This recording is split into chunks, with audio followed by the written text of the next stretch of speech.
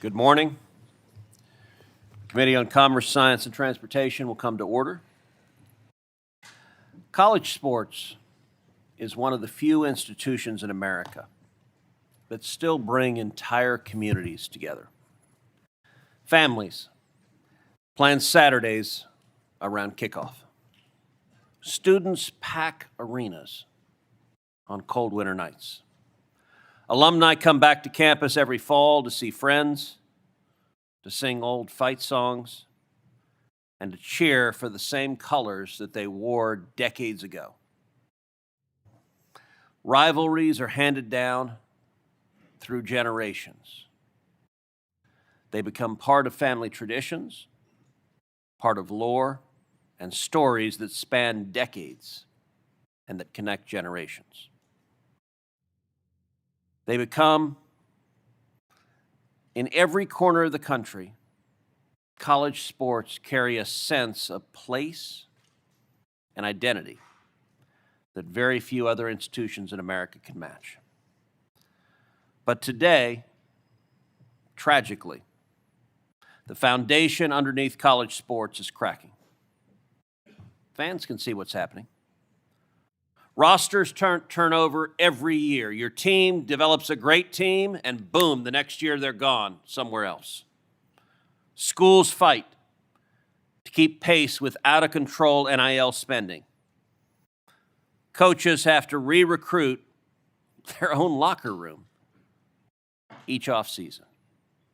Eligibility disputes are decided by lawsuits and emergency injunctions. Historic rivalries go away. Pro athletes are returning to play in college. The richest conferences keep pulling further and further away, and the mid-major programs become farm teams for the Blue Bloods. In 2024, Marshall withdrew from the Independence Bowl after its coach left, and 25 players entered the transfer portal. UNLV fans watched their 3-0 team lose its starting quarterback mid-season after an NIL dispute. And the Pac-12, one of the most historic conferences in college sports, collapsed under realignment. These things only happen in a broken system. To be clear, this problem wasn't caused by student athletes profiting from their name, image, and likeness. The problem is the old system was dismantled without a durable replacement. College athletics is being torn apart from every direction. State laws compete against each other. Agents, collectives, boosters, and media companies make decisions without care for the student athlete or the greater good. And when national organizations try to create some structure, they're repeatedly sued, forced to change the rules again, or simply blocked from enforcing them. As a lawmaker, it was not my intention to try to insert Congress into college sports. College sports came to Congress because changing the law is the only way to fix the legal chaos that we're seeing right now. Congress, unfortunately, helped create the legal environment in which college sports now operates. Federal antitrust, broadcasting, and interstate commerce laws shape what schools and conferences and governing bodies can do. If college sports cannot enforce basic rules because of the laws that Congress wrote, then Congress has a responsibility to adjust them, and we're the only people who can. That's exactly what the Protect College Sports Act does. Legislation that Ranking Member Cantwell, Senator Schmitt, Senator Coons, and I introduced. That's what it's designed to do. For the fans, the Protect College Sports Act creates a national rulebook that restores order to a system that is overwhelmed by transfer chaos, recruiting, inducement, tampering, eligibility lawsuits, and unchecked bidding wars. It preserves real and legitimate NIL opportunities for student athletes. That's better and more fair But it also makes clear that college sports should not be a constant and unrestricted free agency, where programs are rebuilt every offseason through payroll instead of coaching, player development, and fair competition. It puts education back into college athletics. Most student athletes, we know, will never play professionally. The statistics are 99% of the more than 500,000 student athletes in America will not play in the NFL, will not play in the NBA. But college sports is an incredible avenue for opportunity for them. Those athletes, they play to compete, to earn a degree, to gain discipline, to become leaders, and to build a foundation for life beyond the field or beyond the court. This bill is designed to put student athletes on a path to a degree, and it protects their scholarships regardless of injury. If they blow out their knee, their scholarship is still there, and regardless of their performance. The bill also brings accountability to the NIL and to the agent marketplace. It requires standard terms and legal protections in NIL contracts, and it prevents agents from charging outrageous fees, which right now is an endemic problem. Young athletes and their families deserve clear contracts, honest representation, and protection from people who make promises they cannot keep. It establishes strong health and safety protections and restores clear eligibility standards so that rules are not written by local judges or a G League player coming back to swipe a roster spot from an 18-year-old kid fresh out of high school. The Protect College Sports Act also gives universities the option to pool media rights, the same authority given to professional leagues like the NFL. I want to make clear, this provision is entirely optional. It is also not a statement on the current use of the Sports Broadcasting Act, as I know many of my colleagues have expressed concerns that the antitrust exemption given to professional sports leagues is not serving consumers in today's landscape. This new option exists so that schools can make TV money work for college sports by helping to generate revenue to support and preserve Olympic sports and women's sports, to protect traditional rivalries for fans, and to keep games accessible for all of those who love them. Some critics ask, with everything going on in the world, why is Congress focused on college sports? Let me explain. If we do nothing, the current trajectory will concentrate more power in fewer hands and will widen the gap between the richest programs and everyone else. In a few years, if we do nothing, we could lose dozens of historic football and basketball programs, not to mention tens of thousands of Olympic sports at colleges dependent on the revenue from football and basketball. Is that what our country wants? To allow federal law, the failings of Congress, to kill off everyone but the SEC and Big Ten. Look, I'm from Texas. I love the SEC. The Big Ten, they're incredible institutions. But I also love all of the rest of institutions that make college sports so fantastic and fun to watch. If we do nothing. A few years ago, college football in Texas could be reduced to UT and A&M. Both incredible institutions, but if we wake up and those are the only football programs in Texas, we've done something tragically wrong. As much as I love them, I want to see Baylor and Rice and TCU and SMU and Texas Tech and all of the great institutions being able to compete and having a chance. Our system of college sports is unlike anything else in the world. This is something to reflect on. There is no nation on planet Earth that has anything remotely comparable to college sports in America. I have to admit, before we began working on this, I never focused on that. I never thought of that. You just kind of take for granted that's what Saturdays are about, is college football. But there's no other country that has 500,000 kids at any given time, many from low-income environments, many who would never otherwise have a chance to go to school, have an avenue to get an education, to learn discipline, to learn sportsmanship, to learn excellence. That is extraordinary. If we wake up in a few years and instead of 500,000 kids in college sports, we have half as many, and that opportunity has been taken away, that would be a profound disservice to this nation. And I believe all of us should prevent this. Let me make a final point. Look, this is a time when both political parties are battling like crazy. We practically can't agree on anything. We wake up in the morning, say good morning, and half of us say, no, it's not. Like, it's just, that's the reality of the world we're in. I hope and pray, and I'm encouraged that this is a moment where we can come together, and I will say, I want to take a moment of praise for Ranking Member Cantwell. She and I have spent hundreds, if not thousands of hours negotiating this bill. It has been excruciating.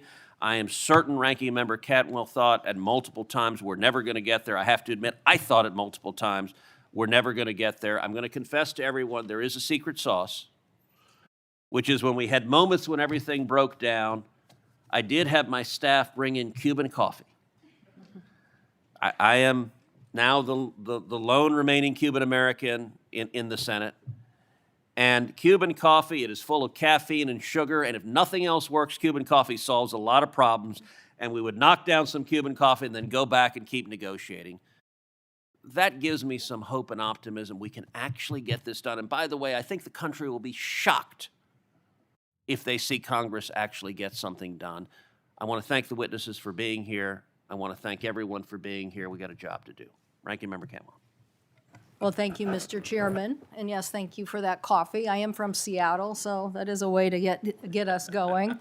And I want to thank the witnesses especially for being here. Each of you represent a special expertise on this subject, and your thoughts and wisdom today will be much appreciated. My colleagues probably know that there are probably 25 things that Senator Cruz and I don't agree on, and that's just in this committee.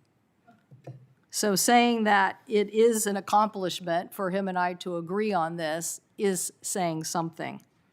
We agree today that college athletics are in crisis, and we agree that the system is broken and unsustainable. Universities, athletes, and fans are pleading with us to do something about this issue. Schools are cutting women's and Olympic programs, and they are dropping scholarships. I think we have a poster out here that shows that. Erasing roster slots to try to keep pace with out-of-control spending in football and basketball, and I think as Coach Saban says in his statement, that this has turned into pay for play. So we cannot have a pay-for-play system and then continue to cut this many women and Olympic athletes in various programs. Just since 2023, over 100 programs and more than 1,000 athletic scholarships and rosters in women and Olympic sports have been eliminated, and it's going to get worse. In April, the University of Arkansas and St. Louis University both announced within days of each other they were going to cut the women's, actually, and men's tennis team. Kansas, Colorado, Rutgers, and Washington State, my home state, beloved institutions with strong alumni bases and storied histories are getting hollowed out. And even if the universities are not cutting sports programs, they are taxing students who are not athletes and taking money out of their general funds to cover ballooning athletic program deficit. James Madison University now charges every student an extra $2,400 a year for athletics, whether or not they ever step on a field. What once felt like a shared national pastime has become a free-for-all, a money flowing with few guardrails, players and coaches constantly moving, and schools struggling to keep pace. As Coach Saban notes in his testimony, and I thank you for emphasizing the effect on women and Olympic athletes. I appreciate that coming from a football coach. the whole ecosystem is important. Coach Saban says, quote, "We will lose scholarships, we will lose Olympic pipelines, we will lose chances for young people who may never play professionally but whose lives are changed by college sports," end quote. The pay-per-play antics and this failed system are putting our future Olympic athletes and future women sports participants at risk.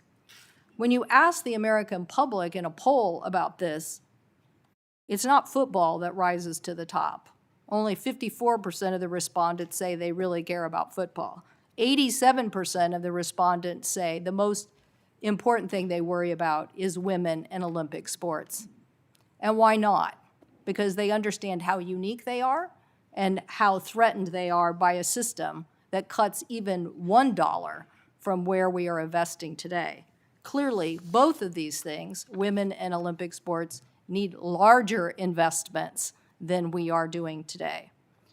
Other countries like China and Russia recruit their athletes and do it through dedicated programs and dedicated facilities. We rely on our college system instead to help train the best. 3 out of 4 members of the 2024 Olympic team in Paris were current or former college athletes. And it was the women Olympians in Paris who took home the majority of the gold. As Notre Dame athletic director Pete Bavacqua,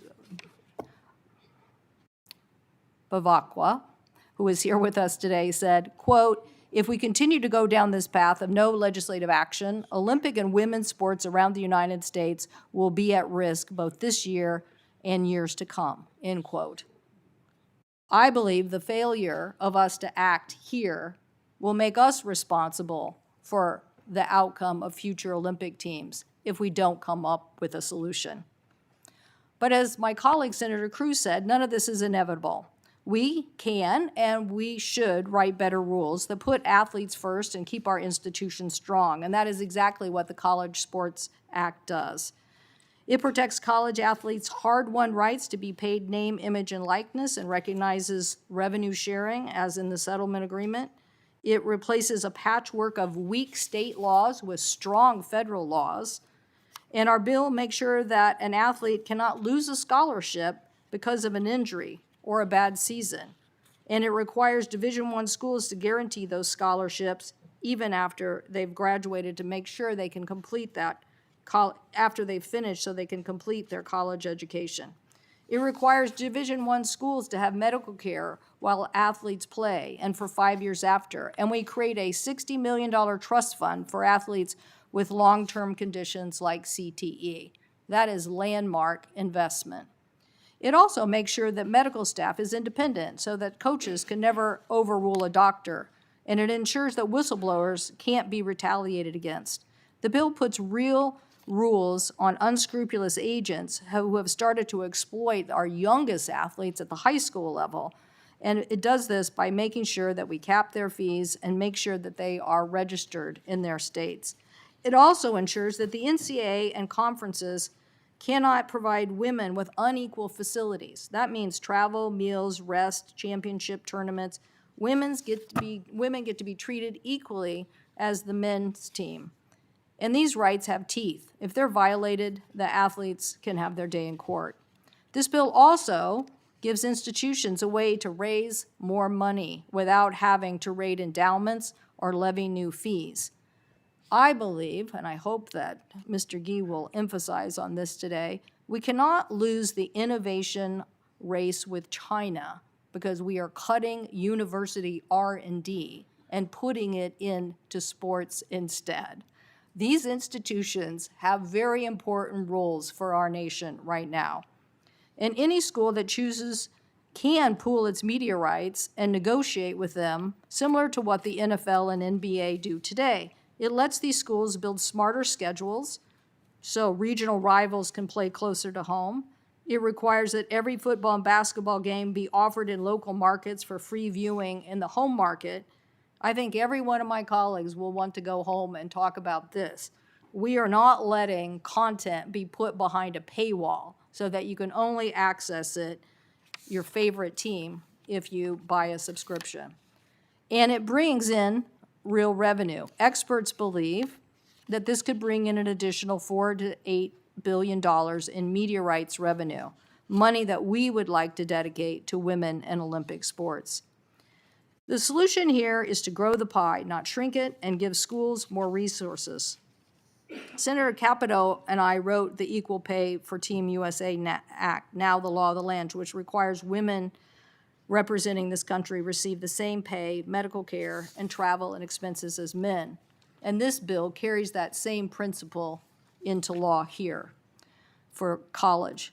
We all remember that the women's NCAA basketball players given a single rack of dumbbells while they were playing in a championship tournament, and the men had a full weight room. So this cannot be the standard. So, Mr. Chairman, I again want to thank you for the hard work that this legislation represents. Many athletes have been hurt by us not having this legislation. As I mentioned, athletes who basically failed to get a scholarship, or a team that did not stick up for them when they were hurt and shouldn't be playing, or someone whose program got canceled and then tried to go play golf at another school only to be told by the NCAA they couldn't play. This bill puts real athletes' rights into federal law, and I hope we can make it the law of the land very soon. Thank you, Mr. Chairman. Thank you. Without objection, I ask unanimous consent to admit the posters into the record, and I'll now introduce our witnesses. Our first witness is Coach Nick Saban, which in a hearing on college sports, there is hard to find another witness who needs no introduction. Mr. Saban is formerly the head coach at the University of Alabama, a team under his leadership that was so damn good it was frustrating to every team in the country, and certainly frustrating to every Texas team. Throughout his career, his team won a ridiculous 7 national championships, 1 with LSU and 6 with Alabama. 49 of his players went on to become first-round draft picks in the NFL. And even more importantly, at the University of Alabama under his leadership, his players earned 656 college degrees. Our second witness, someone who's become a friend over time, Pete Bevacqua, and I'll turn to our colleague from Indiana, Senator Young, to introduce him, but I will, on behalf of the committee, ask him not to break into the Notre Dame fight song as he does the introduction. Well, thank you, Mr. Chairman, and welcome to our witnesses. Very few leaders in America are as familiar with the intersection of athletics and business as Pete Bevacqua, and it's a privilege to introduce him for today's hearing. Pete's been the athletic director for Notre Dame since 2024. Of course, this is not his first go-around at the university. He's a Fighting Irish alum. He graduated magna cum laude and was a walk-on punter for the legendary Lou Holtz. He arrived for his second stint at Notre Dame with extensive experience and great success in sports business, serving as chair of NBC Sports, CEO of the PGA of America, and the first managing director of the U.S. Open Championship. He was also global head of golf at Creative Artists Agency, one of the premier talent and sports agencies in the world. I can't fail to mention that Sports Business Journal named him one of the 125 most influential sports executives of the last 25 years. He and I have had productive conversations about the future of collegiate sports. We will continue those conversations. I know his experience and vision will be instructive to all of us. So, Pete, thank you for being here and for contributing to this important conversation today. Thank you, Senator Young. We'll now turn it over to our colleague from West Virginia, Senator Capito, to introduce our third witness, Gordon Gee. Thank you, Chairman, and I am excited to be in this hearing today for many reasons, most importantly because we have 2 great West Virginians on the panel, one honorary and one born and raised in Marion County, the first being Dr. E. Gordon Gee and the second, Coach Nick Saban. Thank you both for being here. I'd also like to thank you all for giving me the opportunity to introduce Dr. Gee, a champion for college athletics who has made a profound impact on my state's trademark public land-grant higher education institution, West Virginia University. Dr. Gee, or as we call him, Gordon, was born in Utah and attended the University of Utah, but he is quick to mention that he is a born-again West Virginian. having served twice as president of WVU, and he always wears his signature. He had gold and blue bow ties. He has experience having served as president of 5 different universities throughout his career: the University of Colorado, the Ohio State University twice, Brown University, and Vanderbilt University, in addition to WVU. He has also signed more college diplomas than anybody else in the history of this country. He has a long list of academic accomplishments and achievements that he took into his retirement from WVU last summer. But we're here to talk about a topic that Gordon remains central to Gordon's focus and identity, and that is college athletics. Gordon has long been quick to recognize that on-field success translates to the overall well-being and health of an institution. He says athletics is the front porch of the university, the place where people look at us and decide whether or not they want to walk through that front door. He has served as the Big 12 Conference's representative to the College Football Playoff Board of Managers, as well as chair of the Big 12 Conference Board of Directors Executive Committee. As Gordon navigated WVU through the challenges and complexities of the COVID-19 pandemic, he was a leading voice in maintaining that the 2020 college football season would go on, saying that West Virginia University will be playing football even if I have to suit up myself. Look at Gordon. Gordon's vast experience in this field will enhance the perspective of our members as we discuss ways to protect college sports and support our athletes. He's battle-tested in this arena and understands factors that jeopardize the future of college athletics as we know them and the impacts that they make.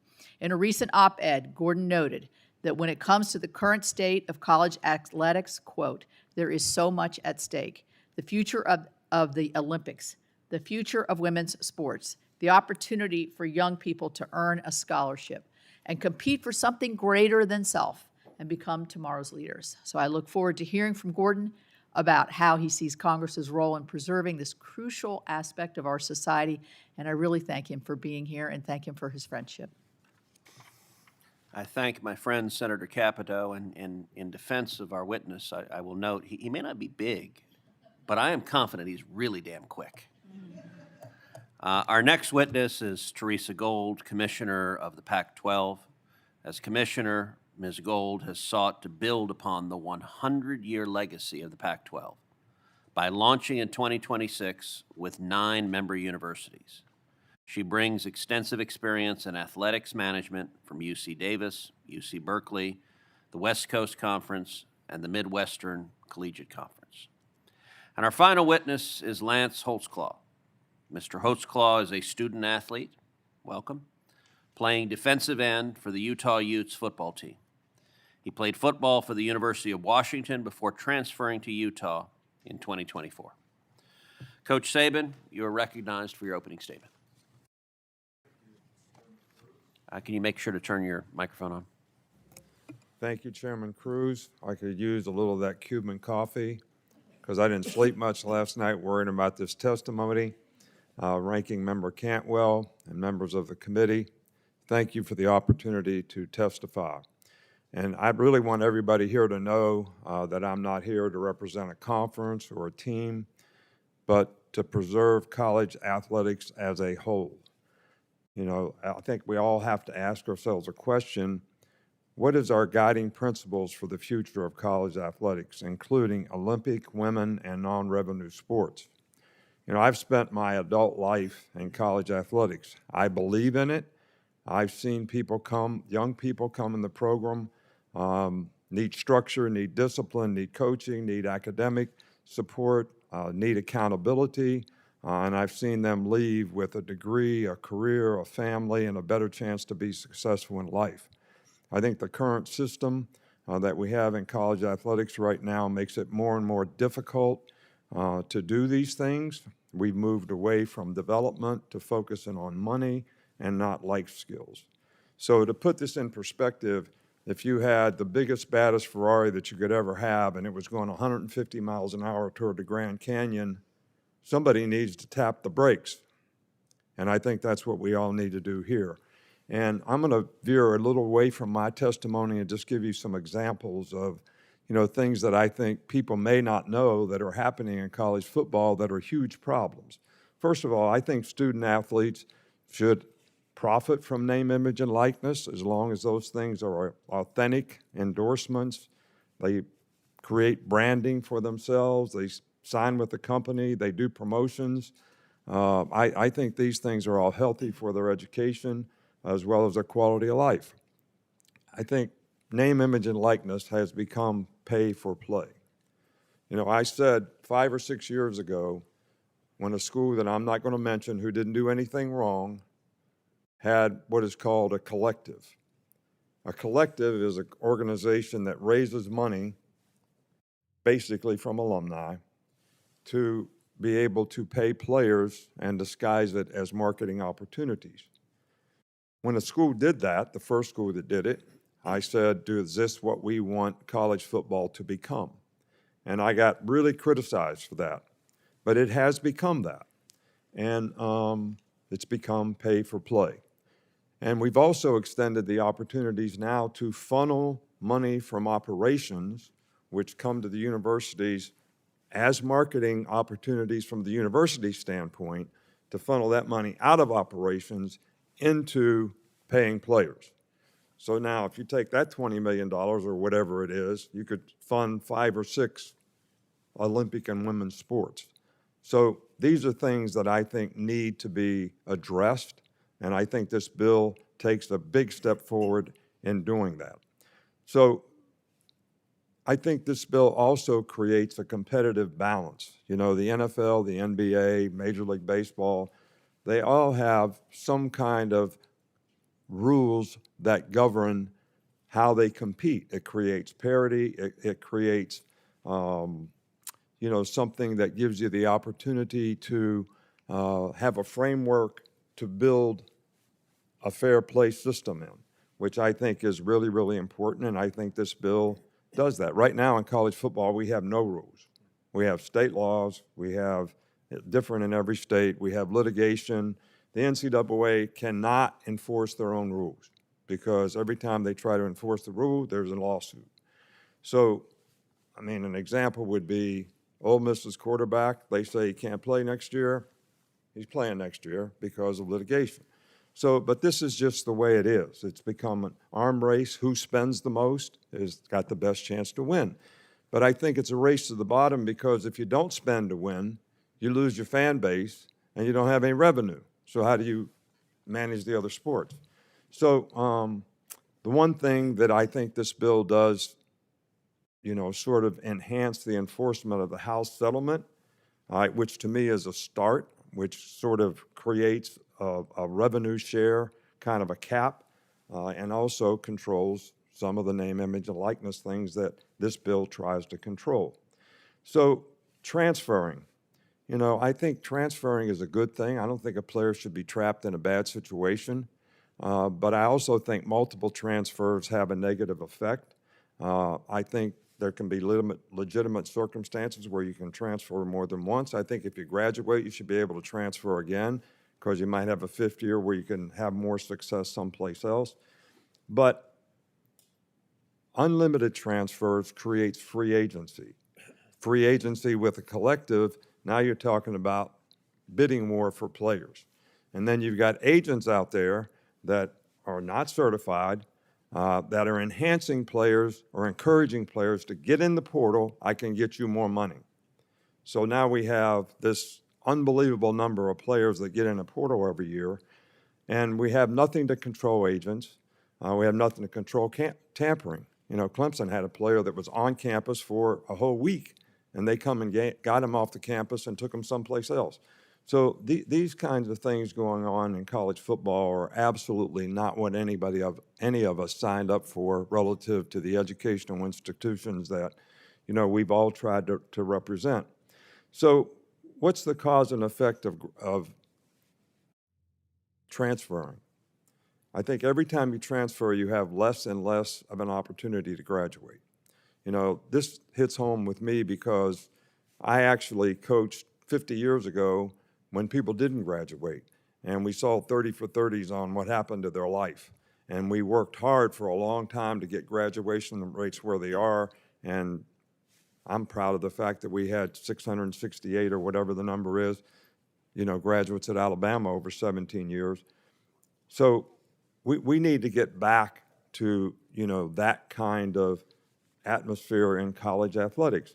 But if you transfer all the time, so first of all, we had players transfer that were in business. So they transferred, they couldn't get in business school at the school they transferred to, so they got in general studies so they could be eligible. So they minimized the importance of their degree because they transferred. And then also, could they graduate? You got guys transferring 3 or 4 years. We have guys playing 7 or 8 years of college football, which is ridiculous.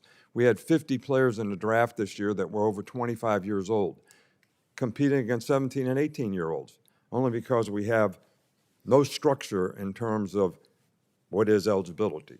So the eligibility rule of 5 years is a really good thing, I think. I think we should protect prep schools. If somebody wants to improve their academic circumstance, their clock shouldn't start, and they should still have 5 years after that. And I think defining who is a pro. I know a guy came from the G League, that's a pro. There's also guys coming from Europe that are pros that are not under the same rules and regulations. I think all those things need to be controlled. So the collective, what if we continue to invest more and more in football and basketball? Let me give you the history. My first year we had collective at Alabama, 2.7 million. Next year, 7 million. Next year, 10 million. I retired. Next year, 17 million. Next year, 24 million. Now you have schools that have close to $40 million rosters.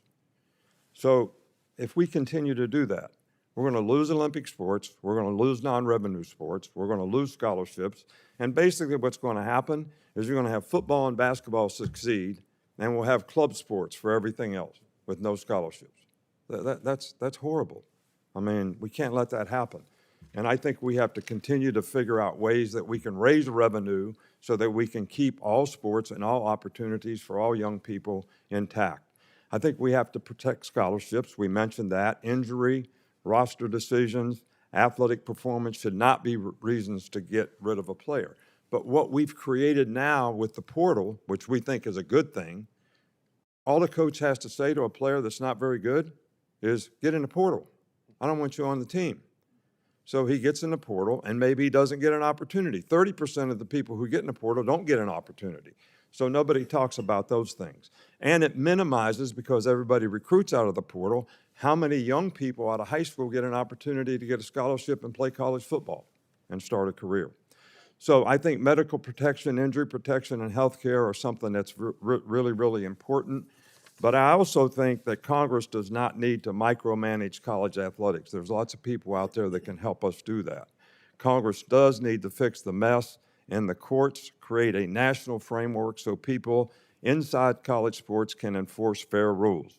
Without legal certainty, every rule becomes another lawsuit, every standard becomes another risk, and the system keeps drifting toward the professional model.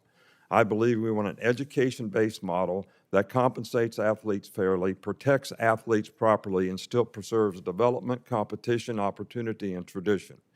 That is what this bill is trying to do. It isn't perfect, and I'm sure many, many adjustments need to be made, and I think there's a lot of people who can add to that. But this is a serious bipartisan effort to bring order to a system that is badly needs fixing. I don't think this is bipartisan. I think it should be nonpartisan. It's that important in terms of college athletics, in terms of the future for young people. It protects athletes, it protects opportunity, it protects competitive balance. It protects the sports that do not always generate revenue but still matter. It gives college athletes a chance to move forward with rules that are clear, national, and enforceable. For these reasons, I support the Protect College Sports Act and urge Congress to act. Thank you. Thank you, Coach. Mr. Bavacqua, you're recognized for your opening statement. Well, thank you, Chairman Cruz and Ranking Member Cantwell. It's an honor to be here. It's an honor to be here with my fellow witnesses and to represent Notre Dame. And I also want to thank Senator Young for a very nice introduction and also everything he does for our state in Indiana and for Notre Dame.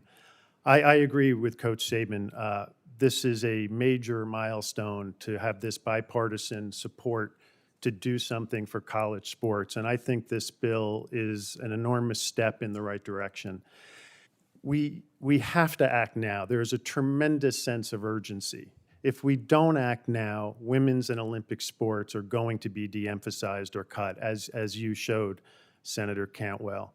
We need to act now to protect athletic departments, and we need to act now to make sure that the student-athlete experience, and these are student-athletes, they're not just athletes, that the student-athlete experience is preserved and maintained, and quite frankly, reinforced around the country. We need sanity restored to the transfer portal. We need sanity restored to what it means to be a college student-athlete around eligibility. I love the fact that we're talking about protecting scholarships, that we're talking about extended medical insurance, that we're talking about some real regulations around agents that are out there representing these young men and women. We need a realistic cap. The concept of a cap emanating from the House settlement, in my opinion, is a fallacy. There is no cap. It's an equation. It's an X plus Y equals Z equation, X being the cap dollars, Y being the gray space of third-party NIL, which quite frankly right now is littered with abuse and uncertainty. The more money that can come from the cap directly to student athletes, I think will go a long way. And at Notre Dame, you know, our North Star in the athletic department is preserving that student-athlete experience. We want an integrated student-athlete experience. And we spend so much time in this country talking about the superstars. In our world, the Jeremiah Loves, the Hannah Hidalgos, the Caitlin Clarks, the Cooper Flaggs. But if Congress doesn't act now, there are going to be thousands and thousands and thousands of stories of young men and women, particularly in football and men's and women's basketball, that bounce around to 3, 4 schools. And when you're going to 3 or 4 schools over a defined finite amount of time, the educational aspect of this becomes a total farce. And maybe they're earning NIL money along the way in bits and pieces, and maybe at a young age you feel that NIL money is going to cure all of your monetary woes for the rest of your life. But these are not the type of kids who have the talent to make it in the NFL, the NBA, or the WNBA. And you're going to have a generation of student athletes, thousands of cases, that are finishing their college journey without a college degree, with money that is fleeting. So by the time they're 25, they've torn through that money. And it's kind of a good luck with the rest of your life. You know, we make a promise to our student athletes. We talk about 4 for forever. You're 4 years at Notre Dame. You're 4 years, you're 5 years at any university, whether it's the University of Alabama, West Virginia, universities in the Pac-12, where Lance is at Utah. That school owes those student athletes the skills, the education, and the degree to make it in life. And so I applaud this bipartisan effort. Coach Saban said, hey, it's not perfect, but it's progress. It's tremendous progress. And if we don't act now, I fear the future of college sports. We need a realistic cap. We need to clear that up. We have to be forthright with one another. If we have these continuing runaway roster fees, primarily around football and men's basketball, I think there's going to be 2 inevitable outcomes. You're going to have a super league because there's only going to be a small number of universities that are going to wake up year in and year out and say, okay, we can still invest this type of money to field a nationally competitive football team. I don't think a super league is good for college football, and I certainly don't think a super league is good for college sports. The other thing, and I think we've all said it, and Senator Cantwell, you said it so well, even the strongest universities, the healthiest universities, if you continue to have these runaway roster fees, if you continue to have a failed House settlement with a cap that is not realistic and continued motivation to move into that gray space of third-party NIL, you are absolutely going to see the continuation of the slide that you put up with cutting and de-emphasizing Olympic and women's sports. And that would be a very, very sad day for this country and an unbelievably negative thing to take away all those amazing opportunities for hundreds and hundreds of thousands of young men and women who get their life started in a great direction by participating as a student athlete at universities all around this country. So I thank you for the efforts you've made so far. I thank you for this bipartisan bill that you've put there. I hope and I know that you want to work with all of us and leaders in the college space to get this bill in as good a shape as possible. And as I said, I'll repeat myself, I think it's a wonderful step in the right direction. Thank you. Mr. Gee, you're recognized for your opening.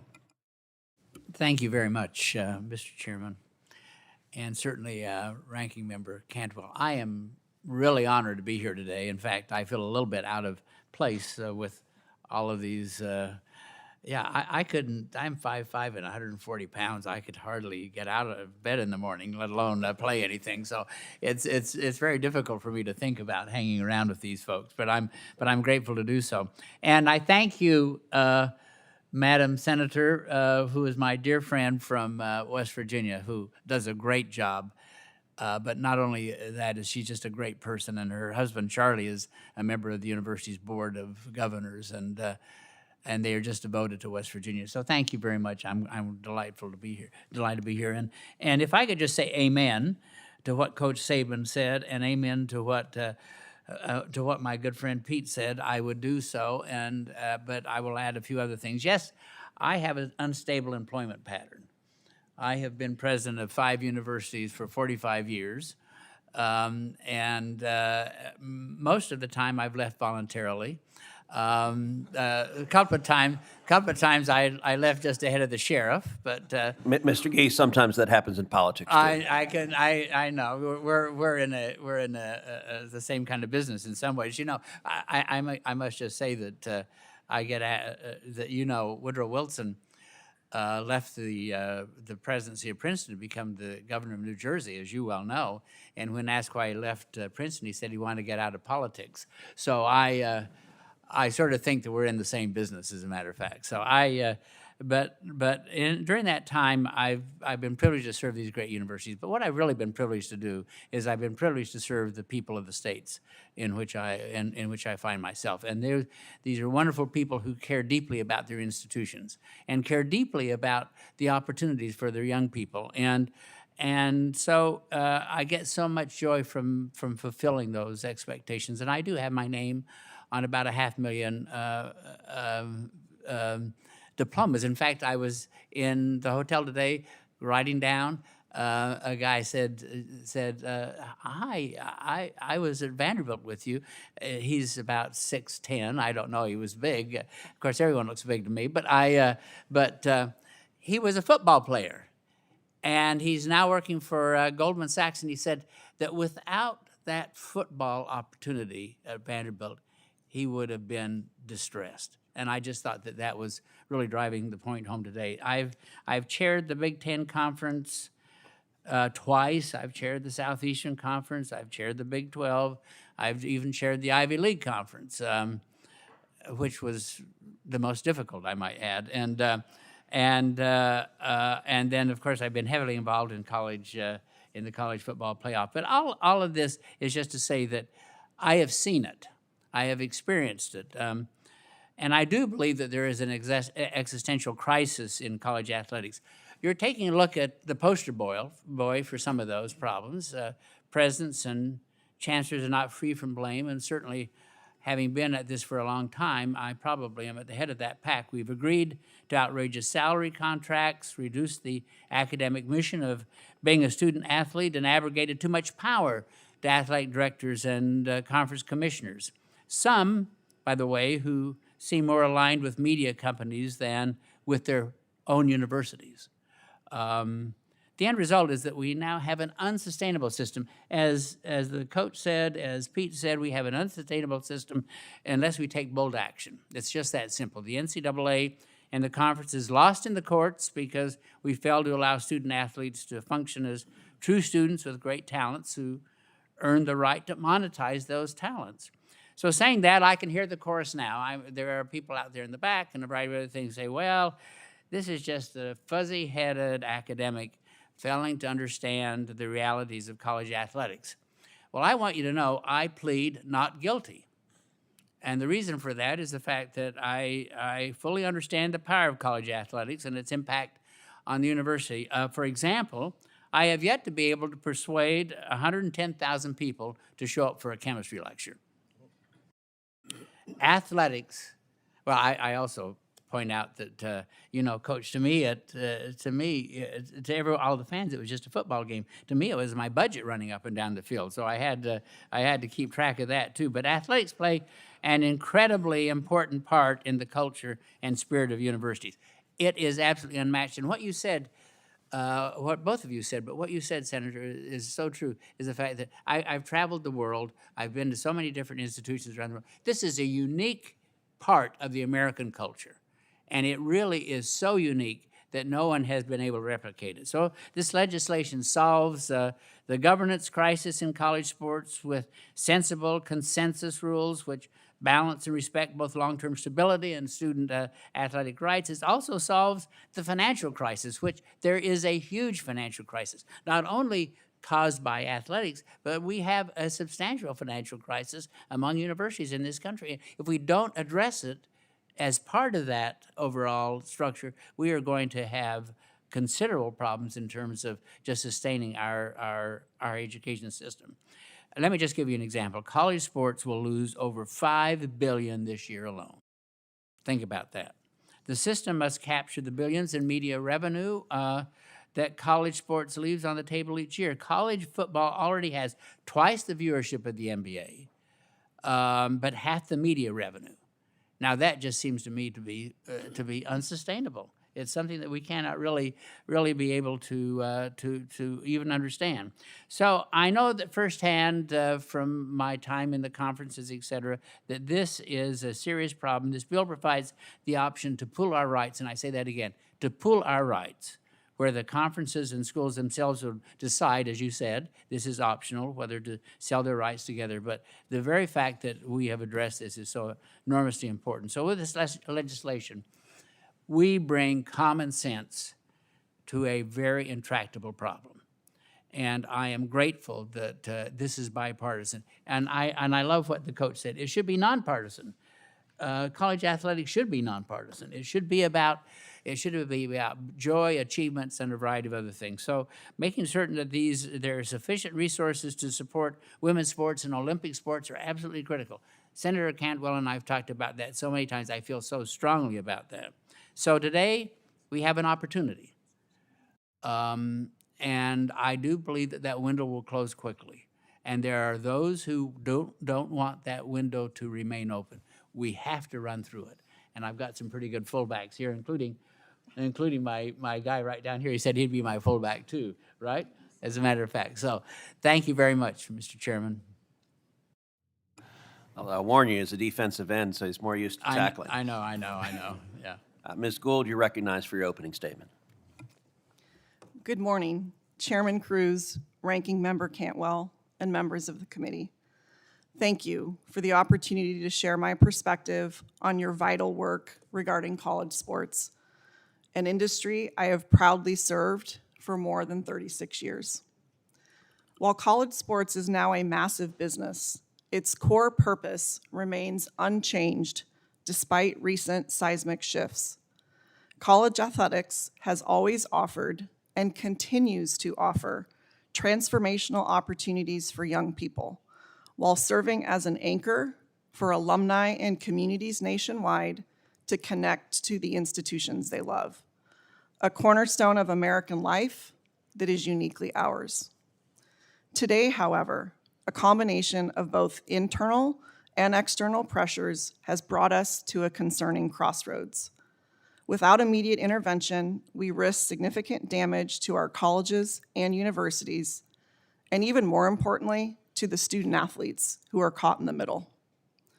Yet, despite the challenges facing the current system, college athletics continues to thrive, expanding its audience, producing future Olympians and leaders, and delivering meaningful value to higher education. Like much of college athletics, the Pac-12 has faced unprecedented disruption. Yet through periods of adversity, we have remained relentless, creative, resilient, and willing to challenge convention. From securing national representation in governance at both the NCAA and conference level, securing student-athlete benefits, providing national exposure for women's sports, the Pac-12 has consistently challenged the status quo and remains committed to meaningful reform through this process. All of the challenges facing college sports cannot be fixed in a single bill. There are just too many complexities, yet we must act immediately on the most pressing needs that are in front of us. Codifying critical student-athlete benefits and protections, providing a limited antitrust safe harbor, enforcing the House settlement as originally agreed upon and intended, ensuring that the implementation remains true to that intent, establishing strict safeguards against bad actor agents who prey on our student-athletes, and creating new mechanisms, including pooled media rights, to generate incremental revenue to help preserve women and Olympic sports, and to fund the growing costs of our evolving model. These core items, all included in the Protect College Sports Act, will help secure our model so that future generations can pursue the same impactful experience our country and the Pac-12 conference I represent has provided for more than a century. Because many important issues cannot be resolved this year, the proposed commission provides the framework to evaluate the complex changes that require more time and broader collaboration. Leadership of this effort must come from a diverse, balanced body that includes student-athletes, represents the broad spectrum of Division I membership, and is grounded in both accountability and transparency. Our future model must encourage fair opportunities for all institutions to invest in student-athletes, ensuring reasonable access to the very highest levels of competition. Every program and every student-athlete deserves a world where they have a fair shot. Through the commission framework, we must honestly engage in a conversation around student-athlete employment status and collective bargaining. Student-athletes deserve a meaningful voice in decisions that affect them, and our future model must reflect that partnership. It should recognize the diverse perspectives and aspirations of all student-athletes, from those in revenue-generating sports with significant economic upside to those in Olympic and women's sports who may be seeking a different collegiate experience. They all matter, and they all deserve a voice. The commission should evaluate innovative structures for the future that reduce travel, limit time away from campus, and support student-athlete well-being while preserving competitive opportunities. And any future governance model must also represent the diverse realities of 300+ very differently situated Division I institutions. The clock is ticking. We must act now to modernize our system and address the complex challenges facing college sports. While no solution is perfect, we have a pivotal opportunity to make meaningful progress. Doing nothing is simply not an option. The Pac-12 is committed to being part of this solution. If we come together at this critical moment, we can protect the traditions we love while recognizing the rights, offering the experiences, and delivering the protections that our student-athletes truly deserve. Thank you. Thank you, Ms. Gould. Mr. Hortzclaw, you're recognized for your opening statement. Thank you to Chairman Cruz, Ranking Member Cantwell, and all distinguished members of the committee. I thank you again for this opportunity to appear before you today, available to me through being in college athletics. Introducing myself to y'all as I'm probably the least recognizable face sitting on this witness stand, but my name is Lance Holtzclaw, and I am a football student athlete at the University of Utah, and it's an honor to be here representing current and future student athletes across the country. My journey to this table began in my hometown of Dorchester in Boston, Massachusetts, but during my sophomore year of high school, I had moved to Mesa, Arizona, and sports have become a major part of my life at an early age and have helped teach me discipline, resilience, accountability, teamwork, and what true brotherhood looks like. Since Pop Warner football, I've dreamed of competing at the collegiate level while pursuing an education that would prepare me for life after sports. Also, I'd like to thank my parents, Anika Garcia and Hubert Holtzclaw, whose unwavering support, guidance, and sacrifices have made my journey possible. In high school, I was recruited during the COVID-19 pandemic. Recruiting visits were limited, evaluation periods were disrupted, seasons were cut short and canceled, and many of us were forced to make life-changing decisions under circumstances no previous generation had experienced. Following high school, I attended the University of Washington, where I began my college career. During that time, our team captured the final Pac-12 championship, went on to college football playoffs and won the Sugar Bowl, and advanced off to the national championship game. I then transferred to the University of Utah, where I earned my degree in sociology and still have one season of eligibility remaining. Throughout my college career, I've experienced college athletics across the Pac-12, the Big Ten, and the Big 12 conferences, giving me a firsthand view of how conference realignment has reshaped the student-athlete experience. I want to thank this committee for recognizing the importance of including student athletes in this conversation about the future of college sports. While I may not have the titles or experience of others testifying today, I do bring a perspective that cannot be replicated, which is the perspective of a student athlete living through these changes in real time. I've experienced the impact of NIL, the transfer portal, conference realignment, evolving eligibility rules, and the many changes shaping modern college athletics.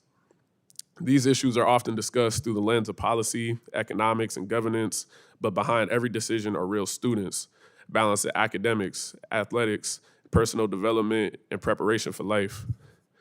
That is why student-athlete voice must remain at the part of these conversations. Decisions about college athletics should not be made solely for student-athletes, but made with student-athletes.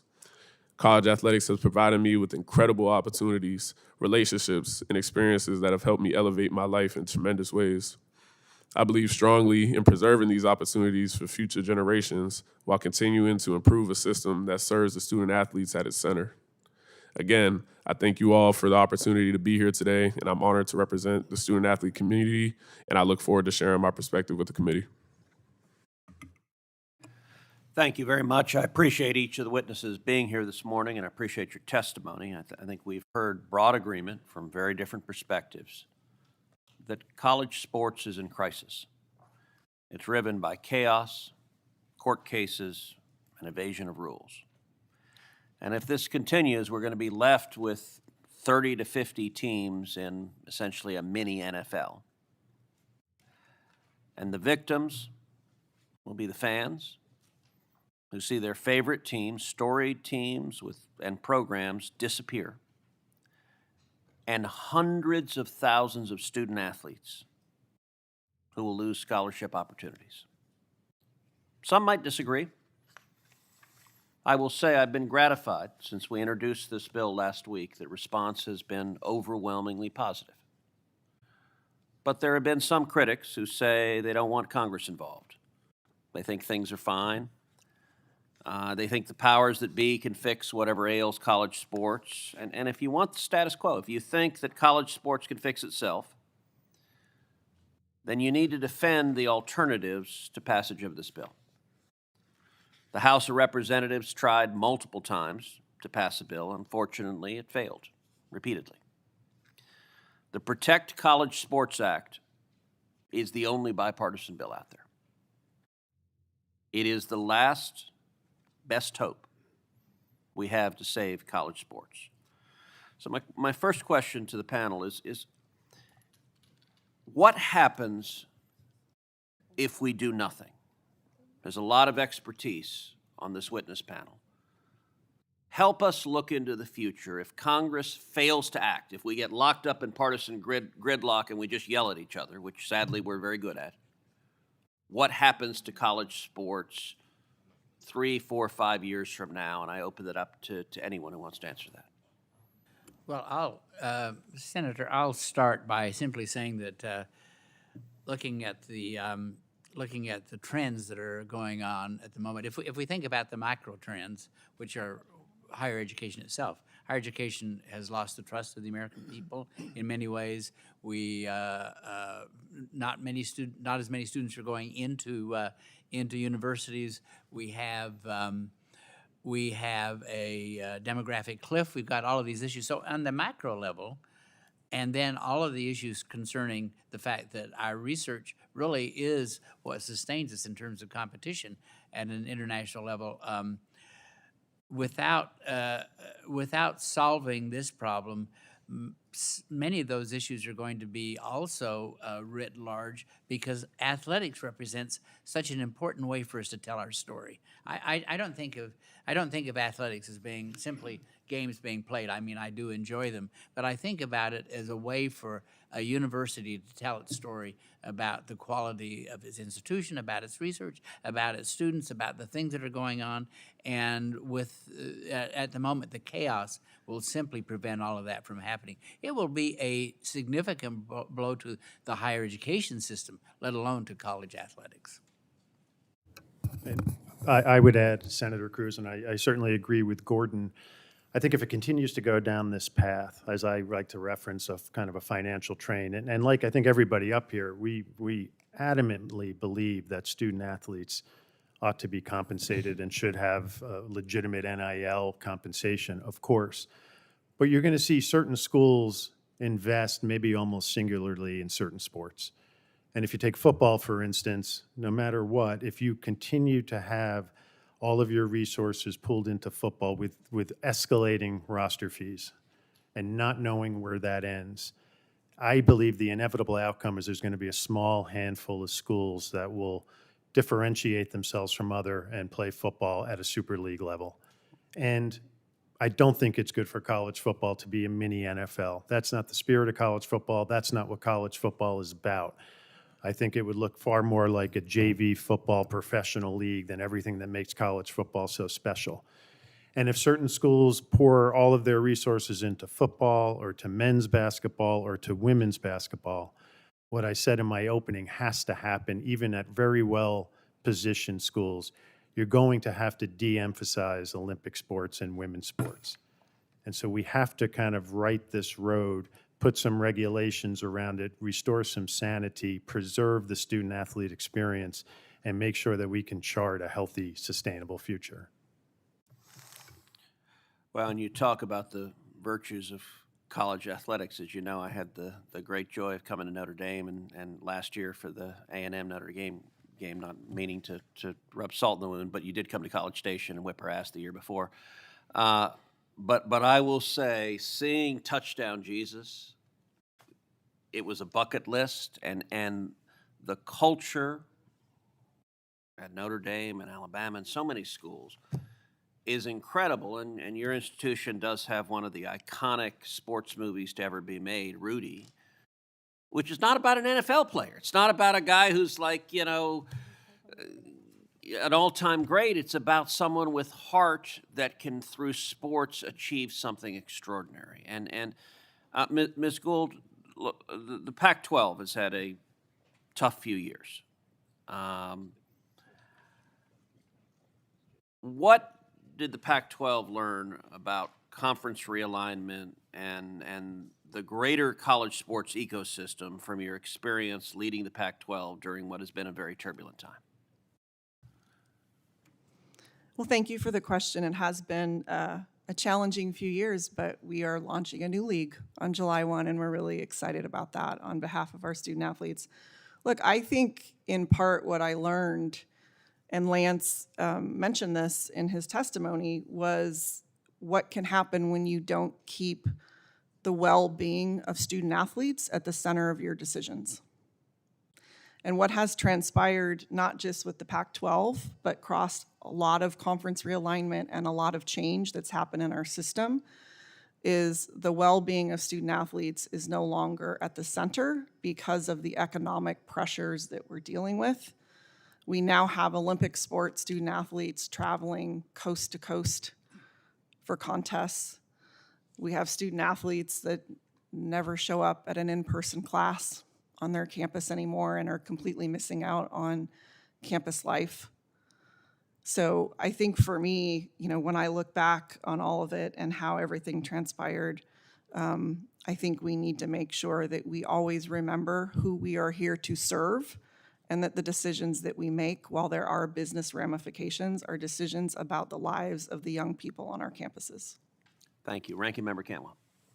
Thank you, Mr. Chairman. I wanted to start with you, Mr. Holzenclaw. I know you're no longer a Husky, but thank you for that championship game and season in 2024. I think you told my staff one of the reasons why you transferred is that you had 3 different coaches in 3 years. Is that right? Yes, that's correct.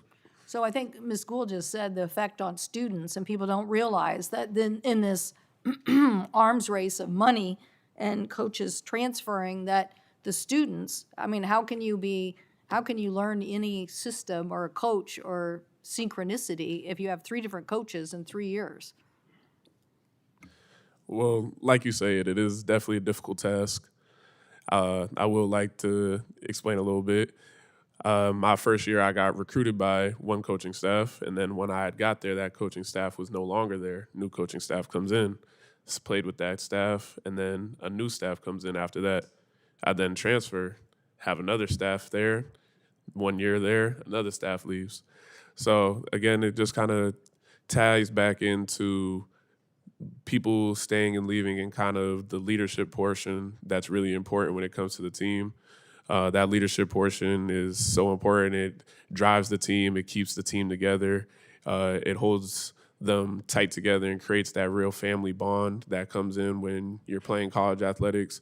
It's extremely important to how the careers of these young men and women go out and how they're developed in their time in college athletics. There's so much that goes on with life development, that goes on with your education, that goes on with your life experiences. And I feel like that leadership portion, being strong in a system and in a program, is extremely important. So when pieces move around a lot, it can alter that sometimes. Well, it seems to me that this is one of the centerpieces that we're losing. I think all of us up here believe in competition and real competition, but I think we love the fact that college athletics has put so much focus on developing teams who are successful because they build a team and not because they have a billionaire in their back pocket. And I think that that's what we're facing here right now. Are we going to create some rules here that puts people on some level of equity and parity? Now, I wanted to bring this up with you, Ms. Gould, because you've been very polite about this. I mean, the bottom line is WSU had a $35 million hole blown in their $85 million college budget. Basically, that is the revenue that was taken out of the Pac-12. And I think the reason why Senator Cruz and I have a letter from the Big 10 and the Big 12 and the ACC is because they think that that's what's going to happen to them next, that somebody's going to come in and rearrange the deck chairs of those conferences, steal the eyeball schools, and then basically leave everybody with everything else. Now, I believe in the rivalry of the Pac-12. I believe in the historic, Rose Bowl competitions and the unbelievable rivalries between all of these West Coast schools, and it's been phenomenal. But now WSU, instead of having a $35 million media budget, has I think, $10 or $12 million media budget. So are we just going to let this continue to be this arms race? What do you think that we should do to make sure that we are saving this? And then for you, Mr. Gee, I have a question because you were very clear about where you think the alignment is. The alignment is with the new media companies. Even though we're losing $5 billion, there are people that don't want to look at an option to create more revenue, and that the schools, so I want to hear from you on that point, but Ms. Gould. Yeah, well, I appreciate that the act has some conversations in there about what the future model should look like relative to scheduling and relative to conference alignment and relative to the future model. I think we are at a crossroads where this history that we have in our industry of everybody just poaching some other league based on media rights dollars or whatever the driver might be, I think we have to take a step back and really think broadly and creatively about what the future model should look like. And as I referenced earlier, because it has impacts on other institutions in these states, and because it has practical impacts on student athletes, I really look forward to the work that the commission will do around this. And to be creative and innovative, maybe we look at regionalizing Olympic sports to try to keep student athletes at home. But I think now is the time for us to think about the role of conferences and what the structure looks like moving forward. Mr. Gee, has the current system failed? Absolutely. That's the reason we're here today. I mean, we would not be having this hearing if we had a system that was working. And so what do you think that on this notion of of why university presidents didn't understand that ADs and conferences were taking us down a different direction that was going to be so painful. Yeah, I think that I've always said that there are kind of three third rails for university presidents. One is a university home, other is athletics and hospitals. And I think that so many presidents want to stay somewhat distant from college athletics because there are a lot of issues that surround that.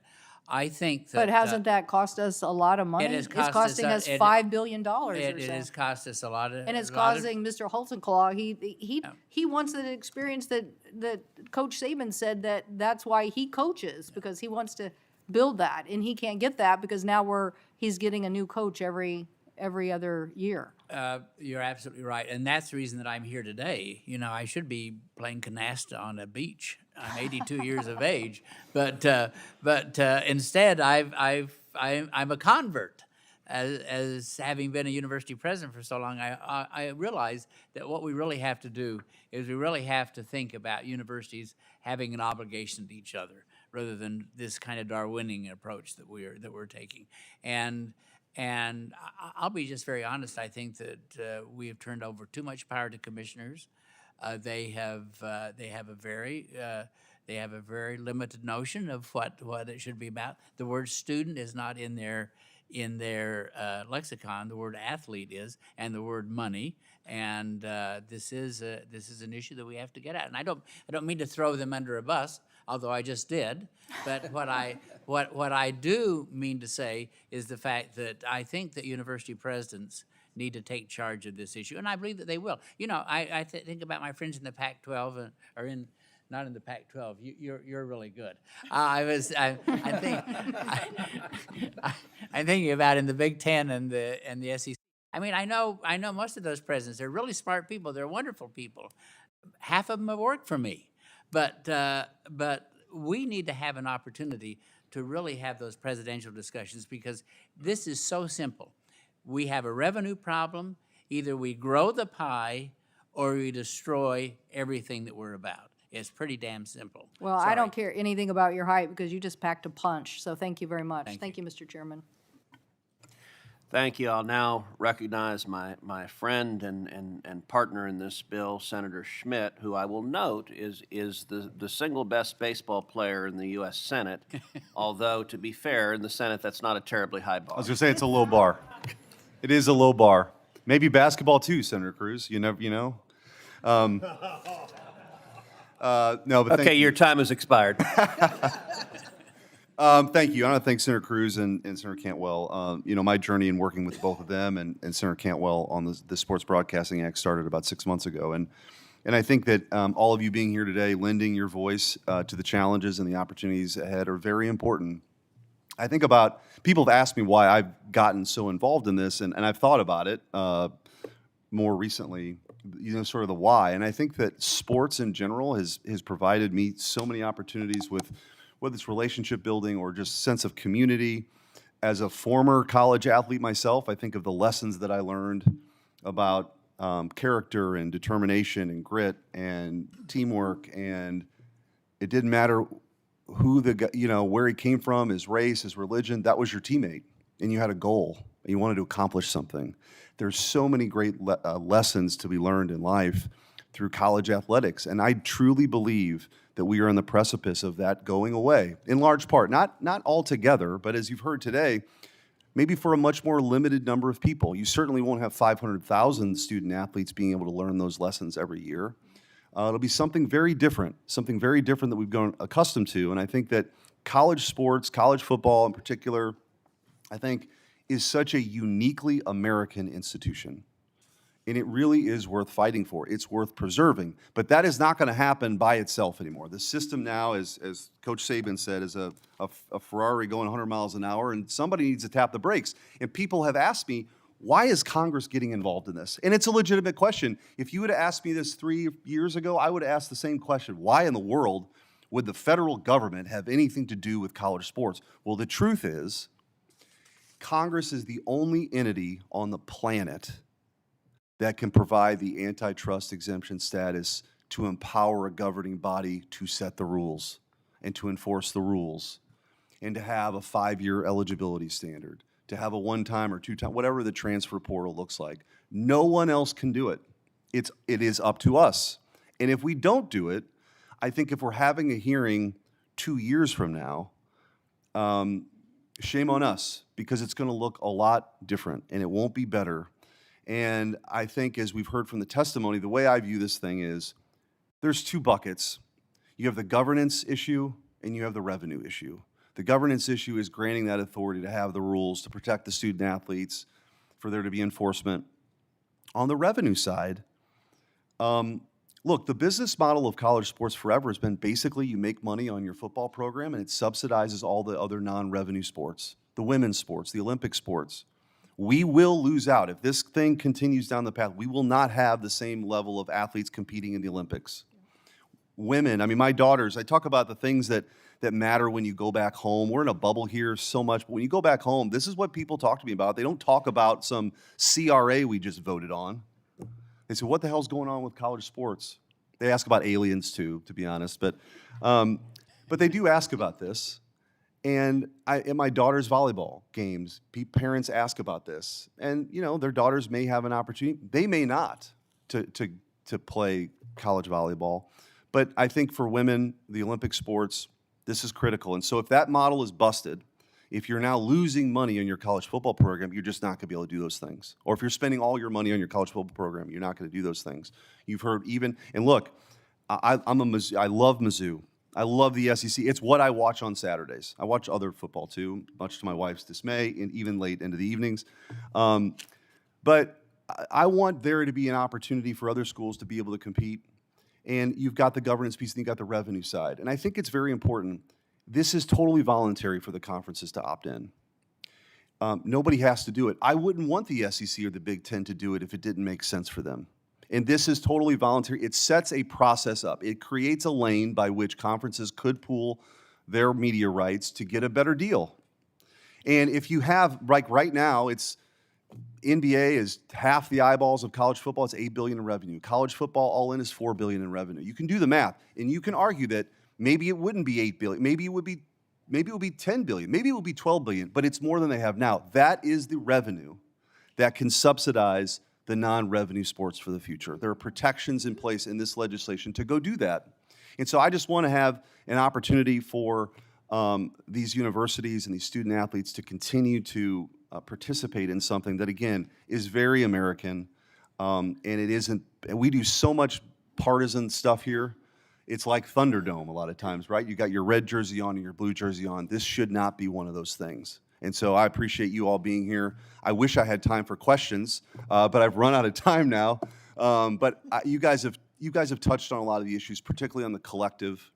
I think there's a lot of challenges that need to get fixed with the collectives that are out there. It is an end around right now of the cap. There's no doubt about that. There need to be safeguards there. And then I think on the Sports Broadcasting Act, providing the opportunity for college football like you do for the professional sports to have those unified rights deals and grow the pie. Thank you, Mr. Chairman. Thank you, Senator Schmitt. I'm going to ask now unanimous consent to enter into the record 14 letters of support for Senator Cantwell's and my legislation. These letters consist of 130 signatures representing over 65 universities, submitted by the Atlantic Coast Conference, the American Conference, the Big 12 Conference, Conference USA, Saving College Sports, the President's Roundtable on Fixing College Sports, Duke University, Kansas State University, University of Louisville, University of Nebraska, Syracuse University, Virginia Tech University, University of Texas at San Antonio, University of Texas at El Paso, the former chairman of the Board of Regents of University of Texas at Austin. Without objection, so ordered. Senator Blunt-Rochester, you're recognized. Thank you, Mr. Chairman and Ranking Member Cantwell, and also thank you to the panelists. Looking at the panel before us, I noticed a very strong emphasis on high-revenue football programs. So, Mr. Chairman, as the committee continues its work on NIL legislation, I think it's important that the committee also hear from experts that are representing female athletes, Olympic sports, athletes at non-revenue generating institutions, and HBCUs like Delaware State University. I also want to note that I've been hearing a lot of serious concerns about the bill from student athletes and their families labor unions, and civil rights organizations. As the daughter of a former student athlete, my dad played basketball at Winston-Salem State University.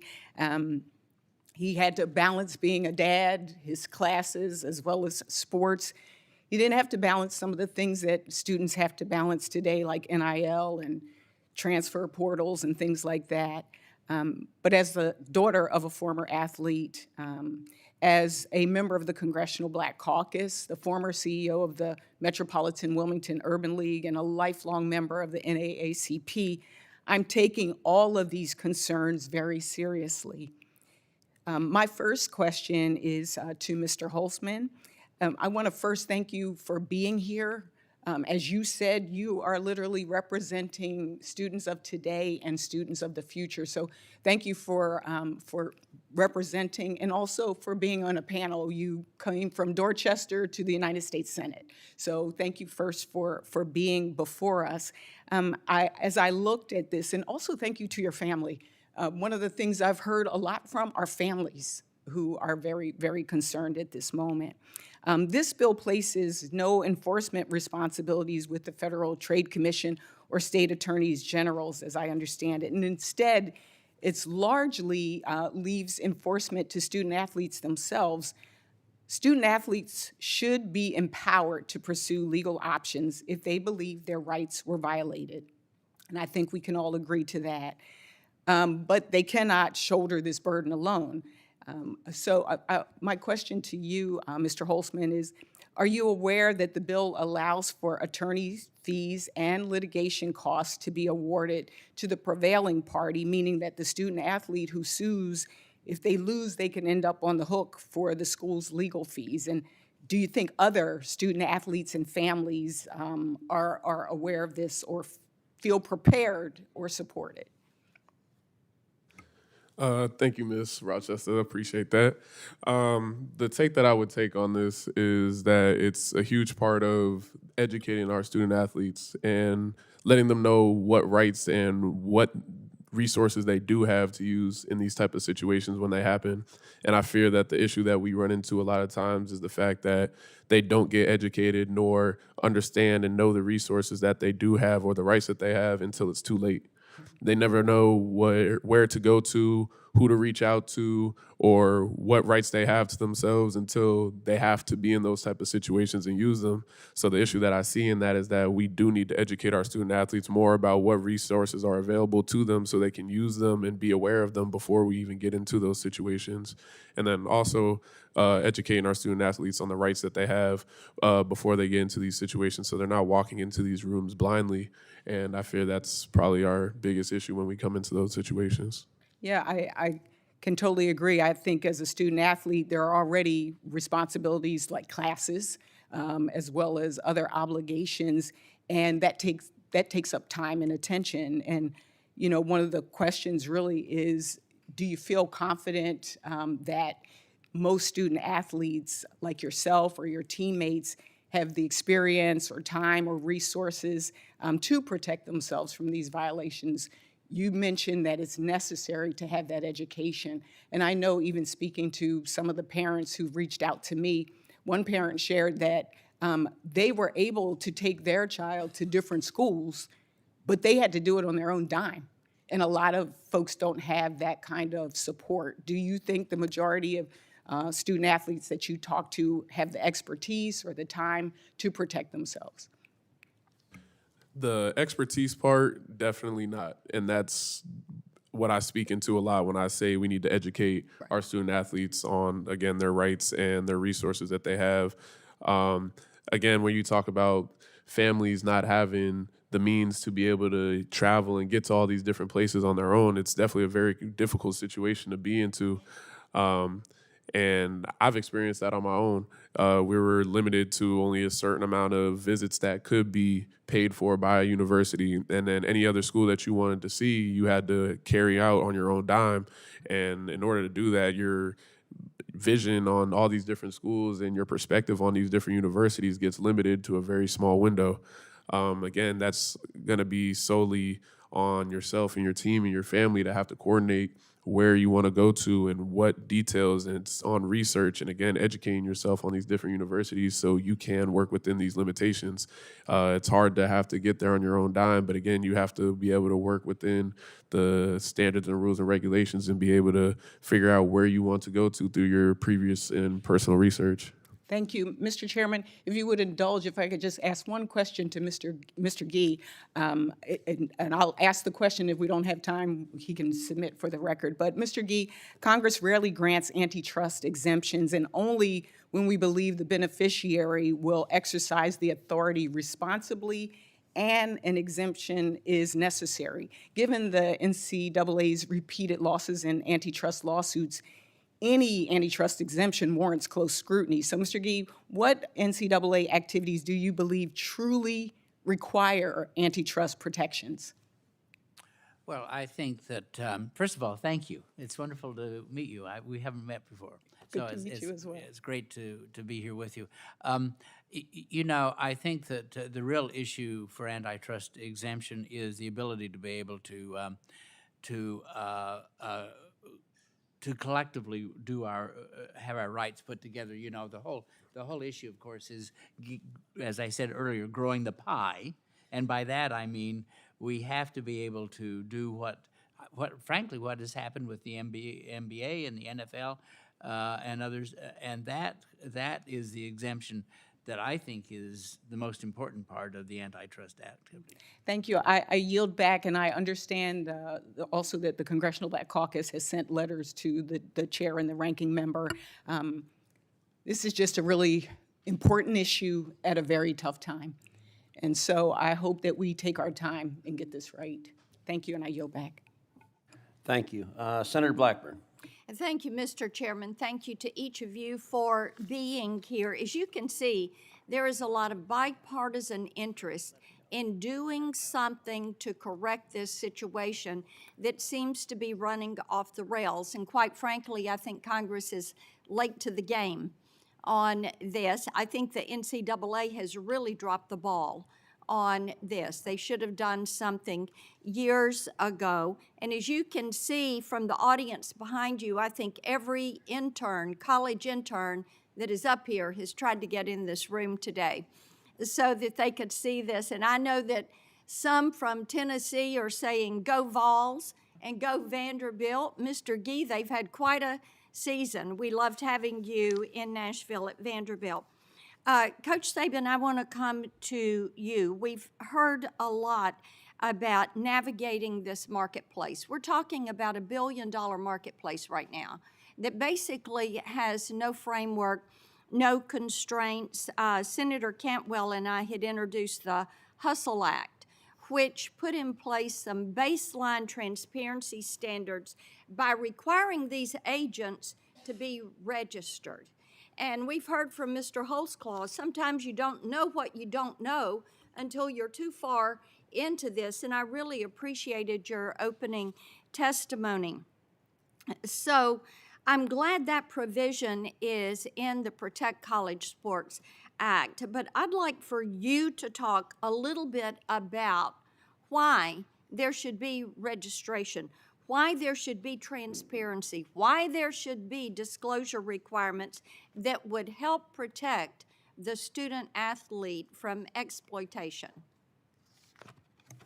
Well, we mentioned this before earlier in our testimony that I think it's imperative that student athletes, their families, have protection from agents. Right now, you don't have to be registered to be an agent for a college player, so anybody on the street can do it. We don't have any regulation on how much they can charge. Should their fees be capped? No question. I think that, if you look at NFL, they're 3 to 5%. We have college players paying 20%. Yeah. We have agents that encourage players to get in a portal when it's really not in their best interest to get in a portal, only to try to stimulate more revenue for them, but really for themselves, with no guarantee that they're going to get them more revenue. So I do think there should be regulation. I do think there should be rules. I do think they should be registered. Look, the NFL has a lot of really good rules.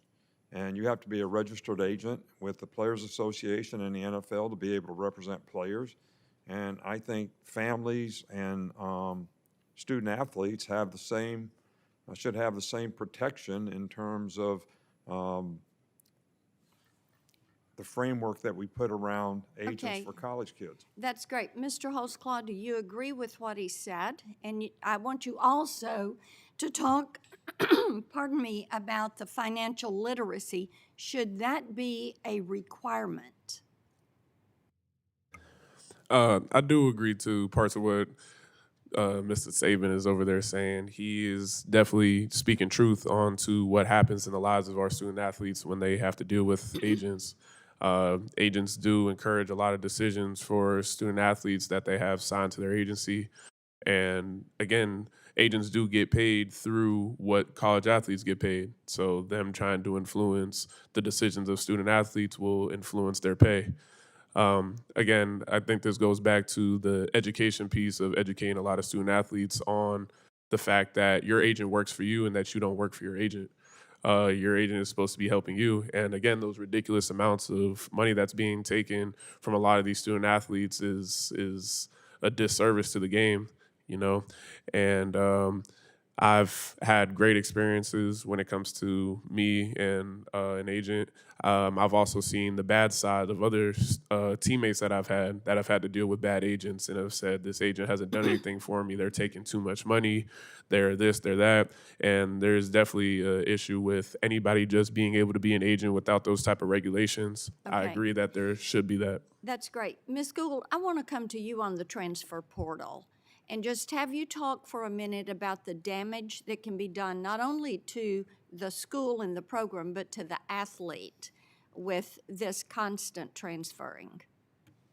Yes, thank you for that question. And certainly, while I think everybody at this table, supports freedom of movement and freedom of choice for student athletes with guardrails in place, I think there are so many consequences of what's happening right now. Lance talked a little bit about how it feels to kind of jump from program to program and have lots of transition, what it does academically. If I think we're going to start to see with graduation rates around transfer student athletes that our core purpose of tying college athletics to the educational mission is being lost because of this hopping around from institution to institution.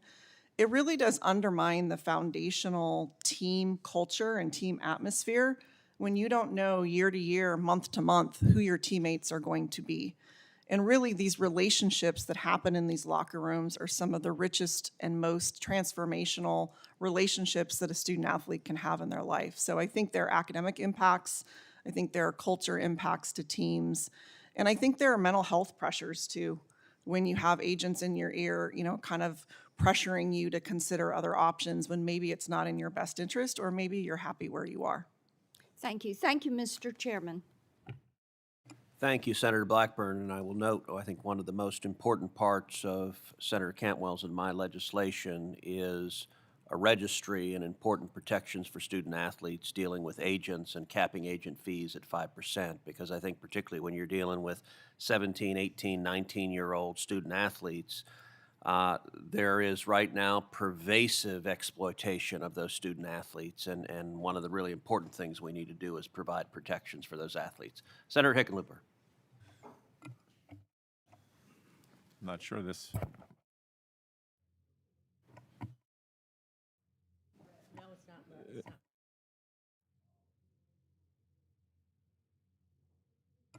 I will say for the record, that's the fastest I've seen anyone ascend the dais. These are difficult times. One has to take opportunities where they come. Mr. Chair and Madam Ranking Member, thank you. You guys have worked, I know, hundreds of hours, thousands of hours on this, and I recognize full well the enormity of the challenge and the differences of opinion, and that you have both really done remarkable work to get to this point. I think most of us would agree, I think everybody here would agree, that college sports are at their best when they create opportunities for as many young people as possible. If you step back and look at it, capturing young men and women at a young age and engaging them in all variety of sports is critical.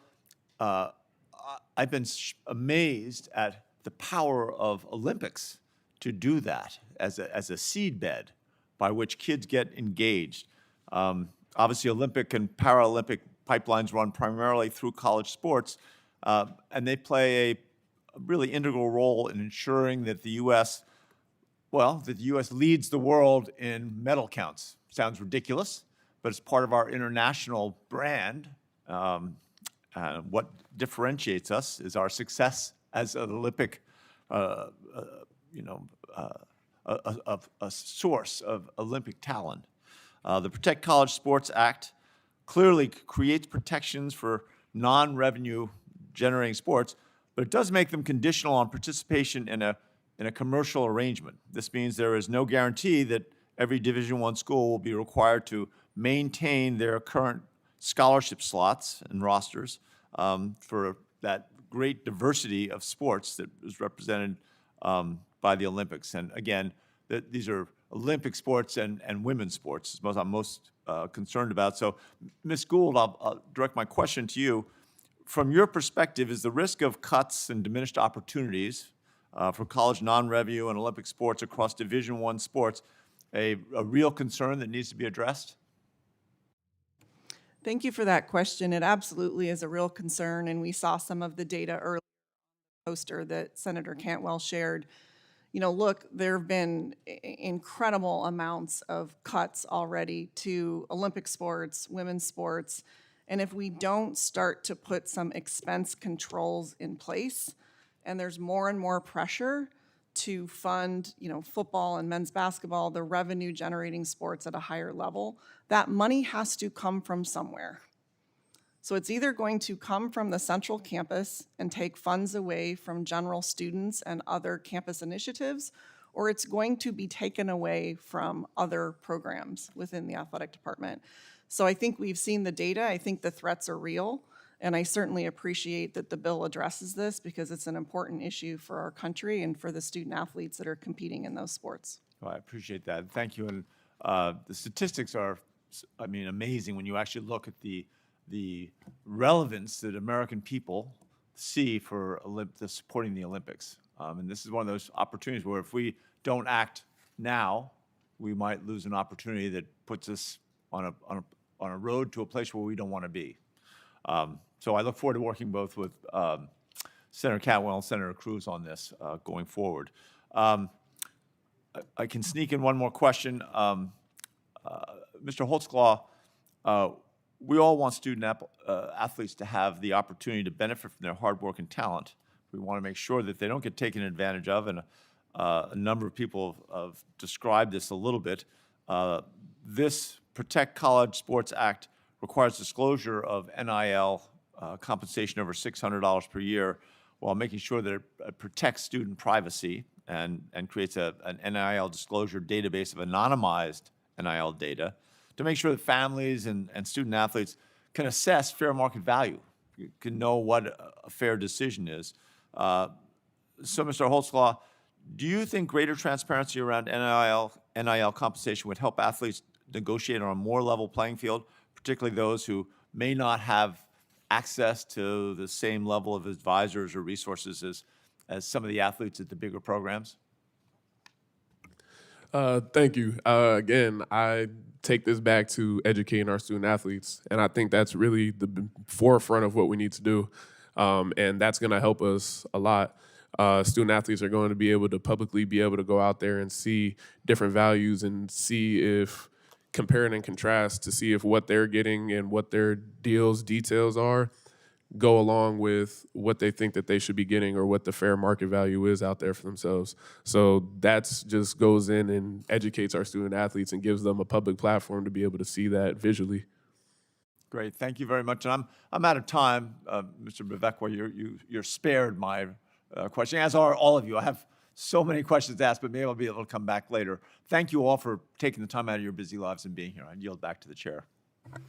Thank you, Senator Hickenlooper, and I will recognize that Olympic sports I know are particularly important in your home state of Colorado, and I think one of the really important parts of this bill is protecting Olympic sports and women's sports and non-revenue sports. One of the tragedies we're seeing right now under the status quo is it seems like every single week a different college is canceling women's sports, Olympic sports, non-revenue sports. If we don't act, we're going to continue to see devastation. And I, for one, don't want to see an Olympics where every gold medal goes to Russia and China and Americans are not able to compete because we've devastated the preparation of our Olympics athletes, which is in college sports. I think that's one of the really compelling reasons for Congress to act and act in a bipartisan way so we can all cheer on a ton of American golds in the next Olympics. Senator Young. Thank you, Chairman, for holding this hearing. Thank you to you and the ranking member for your incredibly hard work, members of your staff. I know it's a really challenging issue, and it's just great to be here today and be part of this. The future of college sports is at a crossroads right now. We understand that. Congressional action is necessary to ensure that the NIL landscape is built on clear rules, fair rules, rules that lead to a measure of predictability moving forward. We need to provide protections for our student athletes and our universities alike and ensure the longevity of not only college football and men's basketball, but our Olympic sports and our women sports as well. Without a federal framework, the legal and operational uncertainty around this space will only cause our academic institutions and our student athletes to suffer. However, with any legislation Congress contemplates, we need to do our due diligence to ensure that it's going to work as intended, hence this hearing today.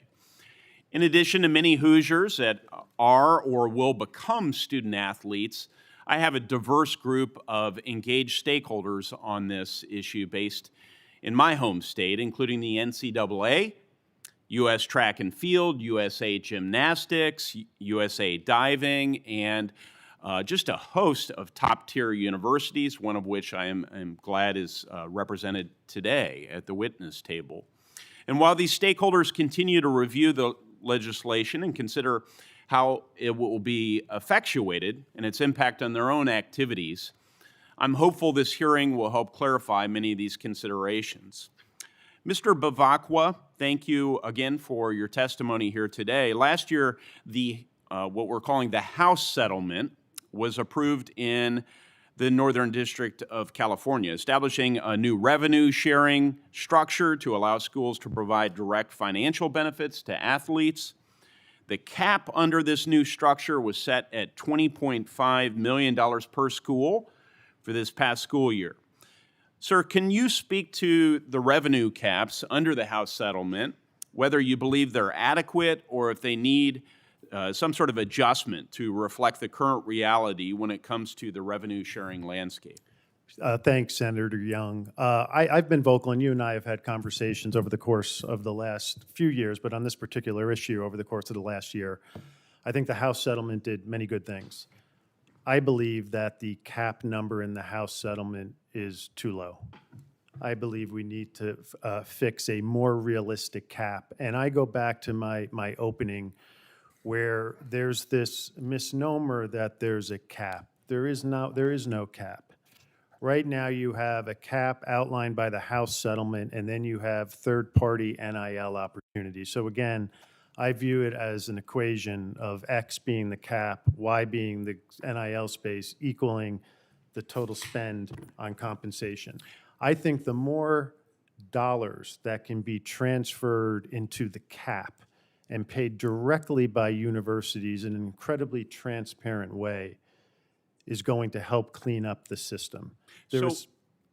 Just to interject respectfully, because our time's limited, what's the risk of maintaining artificially low revenue caps, and could there be risks of fraud or other deceptive means of obtaining a competitive advantage. Yeah, I mean, I think the College Sports Commission is doing as good a job as they can, but I think pushing money into that gray space of third-party collectives and NIL, that's, in my opinion, where most of the uncertainty and the abuse is.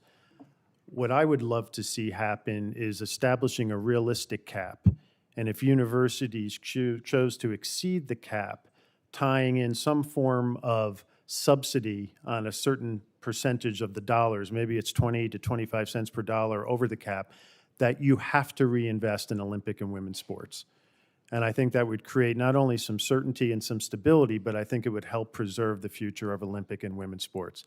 I believe the cap is too low right now. Yes. And as much as I admire so many provisions of the bill, I think the de minimis amount of $600 is too low, unrealistic, and clogging the system. Just very briefly, Mr. Bavacqua, I was encouraged but not surprised because we've spoken at length about this. But in your written testimony, you talked about preserving the student-athlete experience, how important that is to remember that they are students.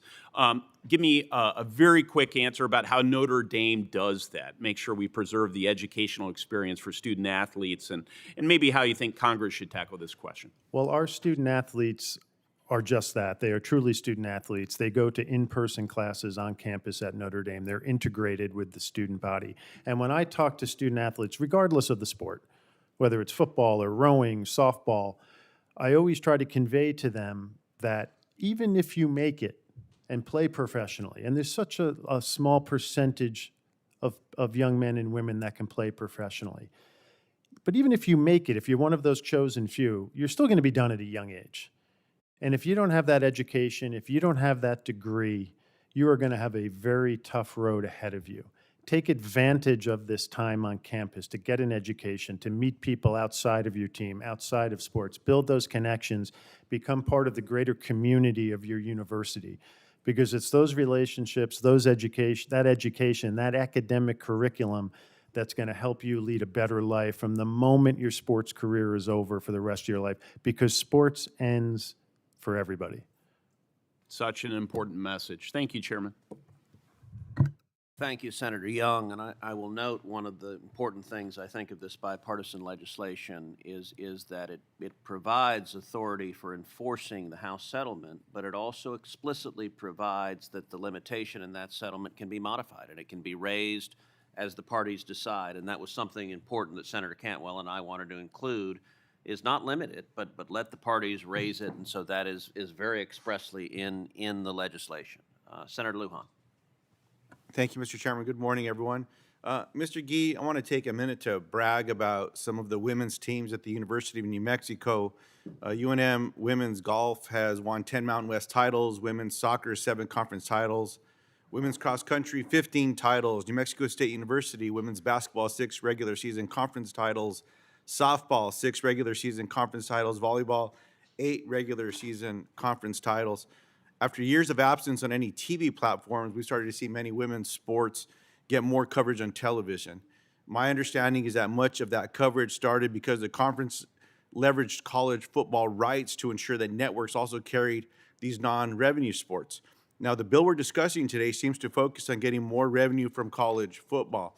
Now, Mr. Gee, if a negotiator is only focused on maximizing revenue for college football, are you concerned that women's and other non-revenue sports within New Mexico and other states will fall back to where we were 20 years ago, where very few games were available on television? Well, thank you, Senator. Absolutely. This is one of the reasons that I'm here. Again, unless we grow the pie, and this is the whole point, unless we grow the pie, we're not going to be able to sustain really positive support for women's and for Olympic sports. And that is the ultimate centerpiece, in my view, of this legislation. It protects student athletes. It provides structure that we've needed to have. But most importantly, we've lost these cases, so we have no choice but to either diminish any support for any of these programs, or we have to grow the pie.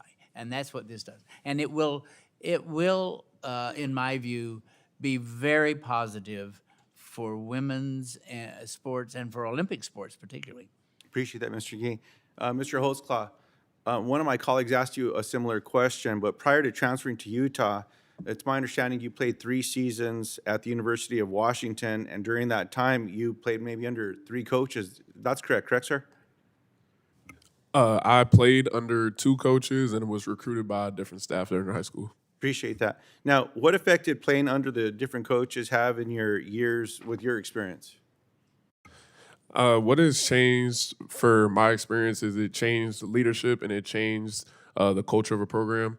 Culture of a program, it's a big toll on the success of a program and success of the relationships built throughout that program. My first 2 years in there, the culture in there was set for a while. We had a lot of players in there that have played with each other and played under the same leadership and played under the same coaching staff and culture for a long time. So coming in there, that culture was set already, and things rolled that same way. I would say the effect of changing that often does change the trajectory and changing the leadership and the culture of a program. I would say it changes how things are in the locker room. I would say it changes people's values. It changes how people move around a lot, and it can disrupt the consistency of how things are run on a program. I appreciate that. And Mr. Chairman, Ranking Member, I raise this issue because it seems to me that the market for coaches is a bit of a mess as well. And salaries keep going up, and if a coach finds a better offer somewhere, they could take a buyout from the school, or if they get fired, they get a golden parachute. And all of a sudden, taxpayers across the country are on the hook for this stuff. I mean, no offense to the coaches here, accomplished. And, you know, while the coach that is here, he doesn't leave programs. He just keeps winning championships. I want to encourage more of that.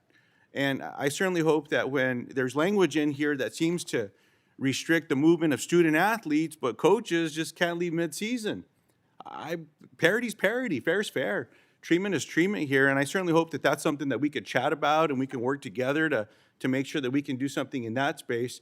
I'm tired of buying new jerseys for coaches in New Mexico because, you know, it's only good for a season, and then, you know, I start washing cars with it, and I want to stop doing that. I want to keep wearing them.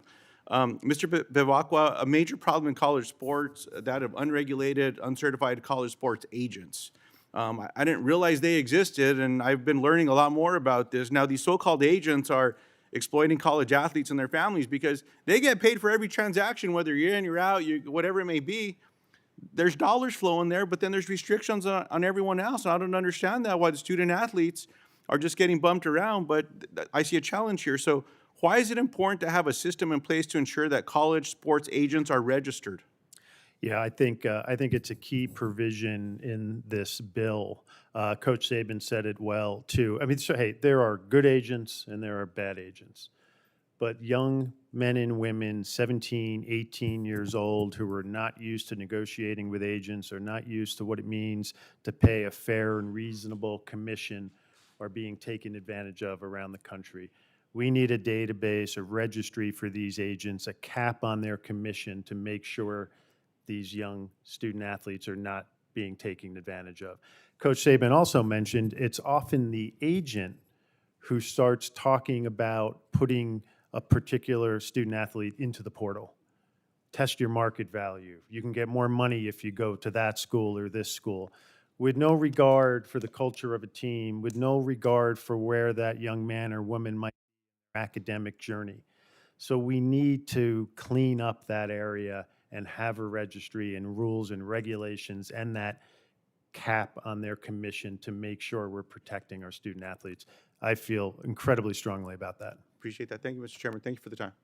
Mr. Chairman, if I could, just for, since Senator Lujan asked about it, there is, Dr. Gee, of the section of the bill that also says on media rights that these non-revenue sports should be let out of comprehensive media contracts where, you know, Fox or ESPN buys the media rights but then doesn't do anything to promote the women's golf or any of these. So it allows for those entities, you either use those rights and promote them or you get to have them back as an institution. And that, I believe, would really foster in this world. You know, do I think some volleyball team or golf team or some of these teams, well, look, that's an impressive record, right? And do I think that they're going to make hundreds of millions of dollars? No. But do I think they can make millions of dollars if somebody lets them go promote themselves? Yes. And so we definitely want to free, if you will, these individual teams within an institution to go pursue making their program more successful this way. Yeah, well, Senator, I'll just respond by saying when I was chairman of the Big Ten when we created the Big Ten Network, and that was the whole purpose, was to create an opportunity for all of the sports to be shown. Now, I'm not contending that that's what we ought to do right now, but I do believe that that started the ball rolling of many people interested in volleyball and golf and a variety of other things that had not been shown for a long time. Well, but I think the problem is that the Big Ten and the SEC, just having that brand on the channel doesn't do anything. And the networks, they're looking for the big moment. They're looking for the Saturday big game of the week, and that's what they're putting all their money in. But I guarantee you that success of those New Mexico programs, just like we have a couple of world record holders at UW track who, like, I would love to see these girls and the fact that they are world record athletes. So I think freeing schools to go these non-revenue sports to be able to go pursue their own media rights is also a valuable part of the section of this bill. And I agree with that. Thank you. And I will say this provision saying that if there's a comprehensive media deal and if there's a particular sport that's not being utilized, that's not being put out to the public, that the rights revert back.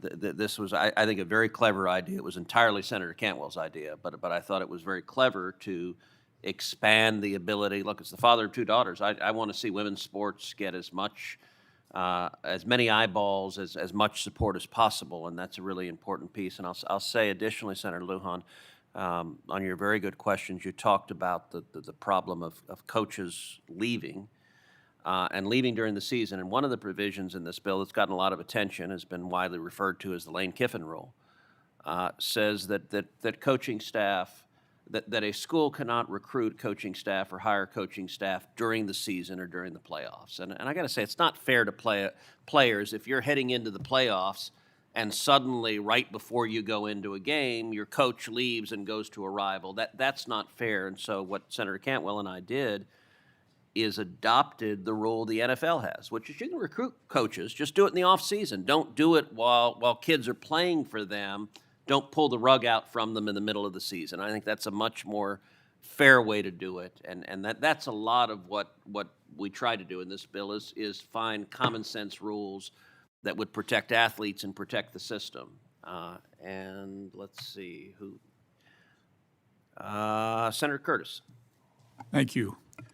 Mr. Holtzclaw, my colleague alluded to, you've played for a lot of different teams, and this wouldn't be a good sports hearing without a little banter, so I'm kind of curious, what is your favorite team? And just in case you need any help.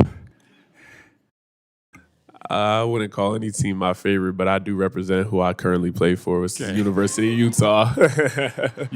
You should be in politics. Okay, that's damn diplomatic, and Senator Curtis, you better be worried that he may file for election. Oh, he looks far more comfortable in a uniform than he does in that suit, I'll tell you that. So let me start with you and kind of follow up on this question. In this different frameworks, you've seen different state laws, institution rules, and constant legal authority changes. So from your perspective as a student athlete, what would be the benefit of having one clear national framework for name and likeness, transfers, eligibility, athletic protections, rather than asking athletes to figure out a different system depending on where they play? I think what it does is it creates standardization and it creates regulation and kind of keeps everybody in a set standpoint of what we can and cannot do.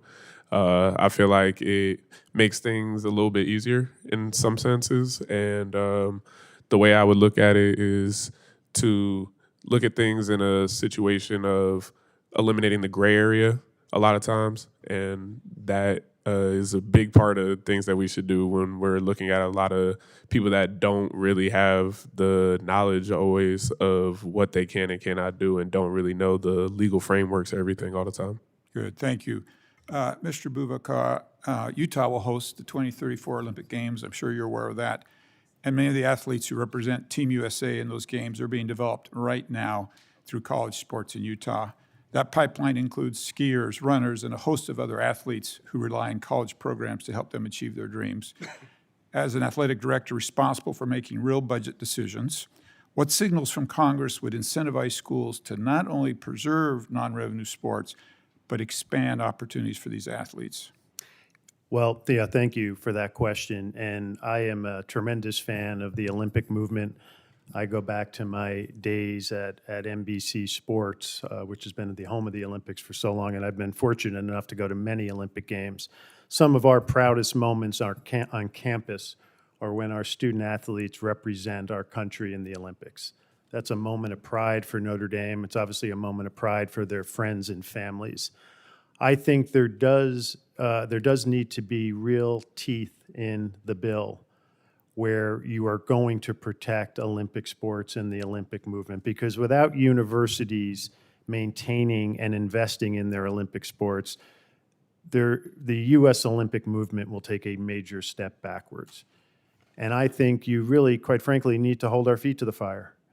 And if a university is going to invest so heavily in the sports like football and men's and women's basketball, I do believe there needs to be a quid pro quo, where we are now going to also demand that you don't take your foot off the gas, you continue to keep those Olympic programs, because the overwhelming majority of young student athletes, young men and women student athletes in this country are involved in Olympic sports. Yeah. Do you think this bill that we're looking at does that and sends those signals?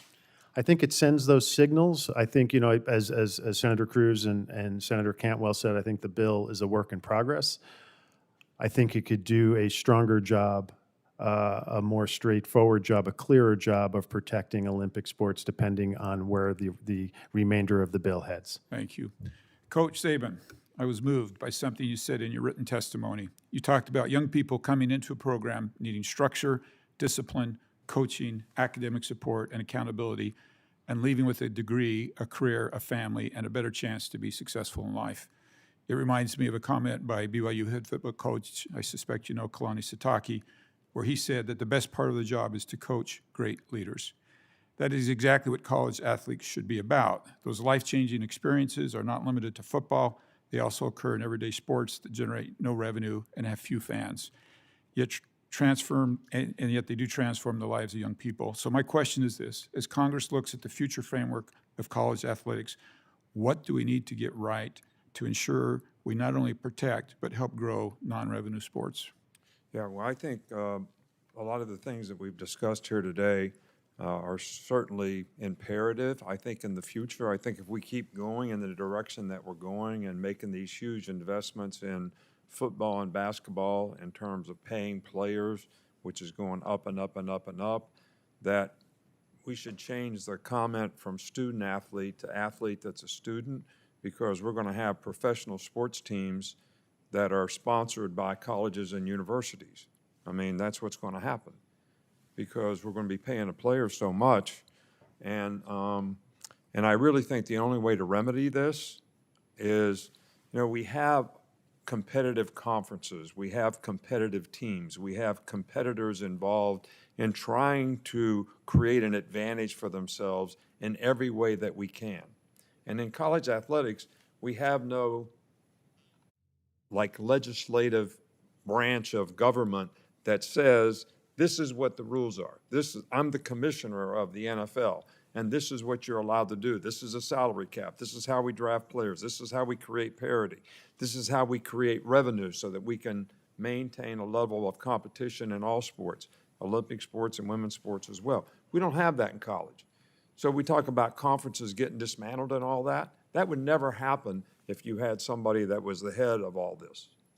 Thank you. Because right now, like they say back in West Virginia, it's not about the money, it's about how much.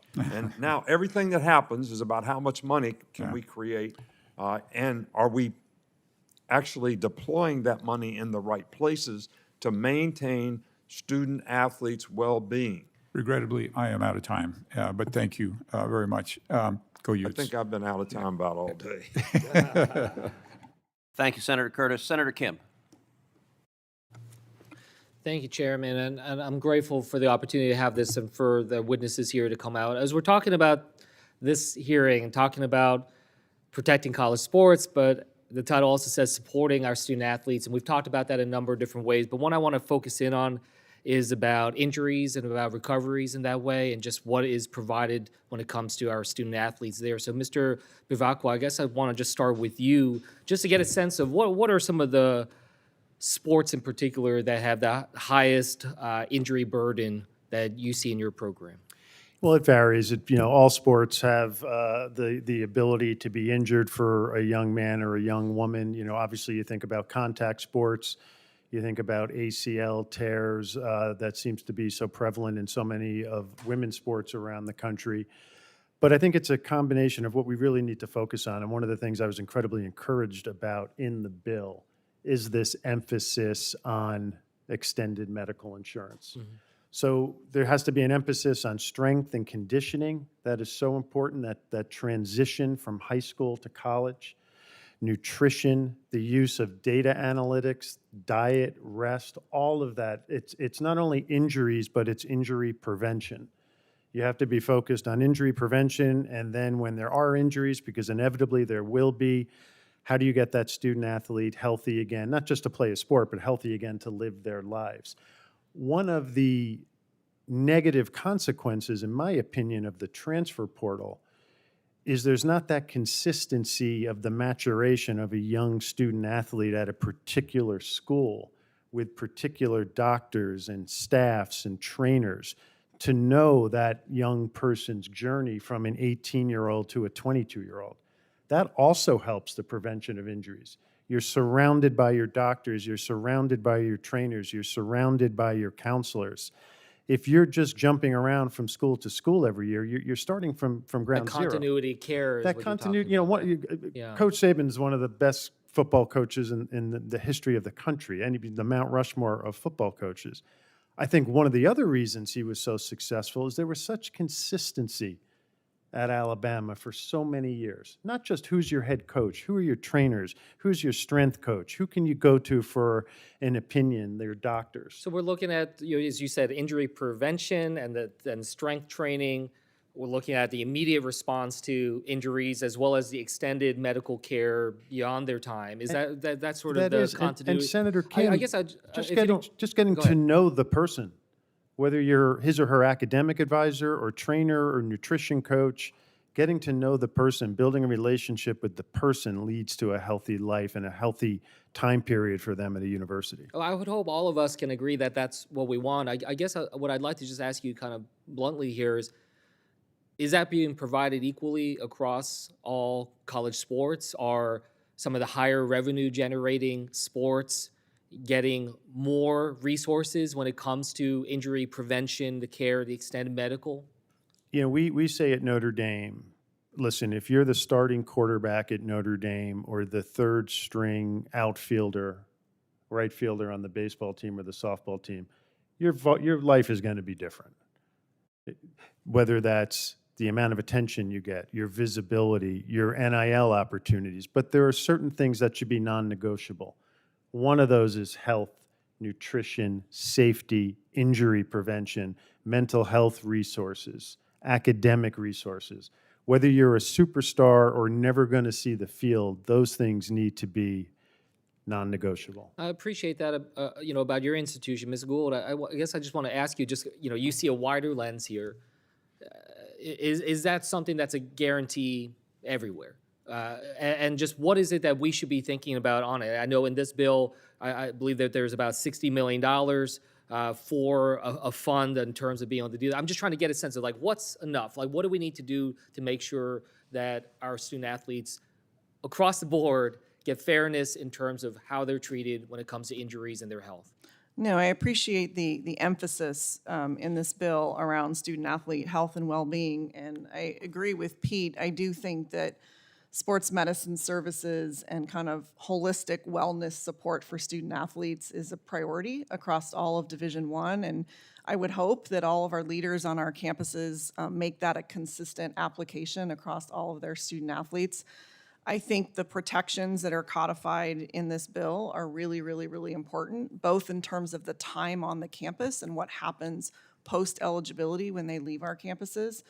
I would say that as the spending and the arms race continues to spiral out of control, this becomes harder and harder for institutions that don't have resources. So I appreciate that this issue has been brought to the fore through this act, and I think it's an important one that we protect for all student athletes in all sports at all levels. Thank you, and I yield back. And I thank Senator Kim for his very good questions, and I will say one of the really important parts of this bill that Senator Cantwell and I worked hard on is providing what I think will be landmark protections for athletes, both health and safety standards, so you don't have a kid with a concussion being forced to play, providing health insurance coverage for injuries across the board, men and women, for injuries or diseases that come from playing sports, not just while they're playing, but for 5 years after they play. No out-of-pocket expenses for those athletes. That's provided in the bill. And as you noted, there's also a $60 million medical trust fund that is provided in part for schools like HBCUs that have vibrant athletic programs but don't necessarily have the budget to provide that health insurance coverage. And so that trust fund is created there to ensure that we're protecting athletes, not just the superstars that are on TV every day, but the student athletes across the board. And that's something Senator Cantwell and I both worked hard on. I will note for the record that Coach Saban had a pre-existing commitment, talking about health insurance, sorry, that he had a pre-existing commitment, and so he's going to have to leave in a couple of moments. So I've asked senators on both sides if they had any questions specifically for Coach Saban, and I'm going to recognize Senator Fisher and Senator Budd for one question each for Coach Saban, and then he's going to have to leave. And then after that, I'll recognize Senator Moreno, who's next up. But Senator Fisher, you're recognized for this question. Thank you, Mr. Chairman, and thank you, Coach, for being here today. I have a question on scheduling. When you played Nebraska, we were a member of the Big 12, and though now we're a member of the Big 10. The Protecting College Sports Act proposes changes that would have major influences on conferences. And I've heard concern in particular about how a prohibition on conferences expanding applies only to the Big 10 and the SEC. And I hope this provision can continue to be discussed by this committee. Additionally, the bill would significantly influence the scheduling of football games towards historical rather than current opponents. And though Nebraska has now been in the Big 10 over 15 years, we do have very few conference members who would constitute that historic component that's defined by the bill. So, Coach, can you share how else Congress could go about preserving those historic matchups while better considering the significant conference realignment that we've seen take place over the last many decades? Well, thanks for the question, but I've always had the opinion that conferences who historically in the past have been regional in terms of how those conferences sort of operated. I think the Southeast Conference has been able to maintain that. Other conferences have not. I think it is in the best interest of student athletes that we do have regional conferences. I do think a lot of the traditional rivalries come regionally, but I also think that I was always a proponent of everyone having to play Division I schools. Like I was always for having 9 or 10 SEC games and 2 out-of-conference games at Division I, because, you know, we talk about trying to create more revenue. Well, in creating more revenue, you have to create better inventory that is going to interest people to watch. So therefore, the more really good games that you have as inventory, the more people are going to watch, the more revenue goes up, the more we can, you know, protect Olympic and non-revenue sports. So I do think the conferences should be regional in nature, but I do think we should play games of national interest. I don't think it's really fair that to someone playing at USC, they have to go to Rutgers to play, whether it's a field hockey game or a football game. So I think that's crazy.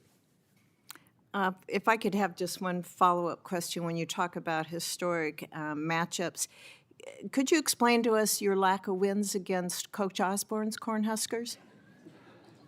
I will Thank tell you, you a sir. story about Coach Osborne. You know, my He's first the game, best, isn't he? He's the best. Yeah. My first game at Michigan State, my first game as a head coach, we played Nebraska when they were winning national championships, and he was the coach. This was 1995. And we got beat like 56-7. And he put his arm around me after the game, and he said, "You're not as bad as you think." And we actually went 6-5, so he was right. Thank you, sir, very much. All right, thank you. Senator Budd, very quickly for your one question, because we're going to lose Thanks, Coach Chairman. Saban. Coach Saban, I want to ask you about some of this legislation's provisions regarding transfer and eligibility rules. So if Congress were to prescribe rules and law for the NCAA or any other similar body to adapt for themselves, it can make the rulemaking needed to adapt to inevitable changes that are going to come in college sports. It's going to make that more difficult in the future. So how do you think coaches would adapt their approach to player development if the rules were harder to change? And would you be concerned about that reduced flexibility? Well, you know, we talked about players transferring and having one opportunity. If they graduate, they have another opportunity. If there's extenuating circumstances, they could have an opportunity. We don't want to see student athletes get trapped in a bad situation. But I think multiple transfers, you know, affect a lot of things. It affects ability to graduate. It affects development. It affects what you can major in and what you can be eligible at the next school. So I think multiple transfers have a lot of issues that are not necessarily in the best interest in terms of development, being a part of a team. You know, somebody mentioned you're a part of a different team. We keep asking the young man over here who's a player at Utah, you had 3 different coaches. We have guys transferring 3 times to 3 different schools in 3 years, and we act like that's not a problem. What's the difference in that? You got 3 different coaches then. So I do think that freedom of choice is important, but I do think the combination of the transfer portal and collectives and being able to have pay for play that creates free agency all the time is putting 4,000 guys in the portal is not healthy for college athletics. And I don't think at the end of the day, it's in the best interest of young people in terms of their development.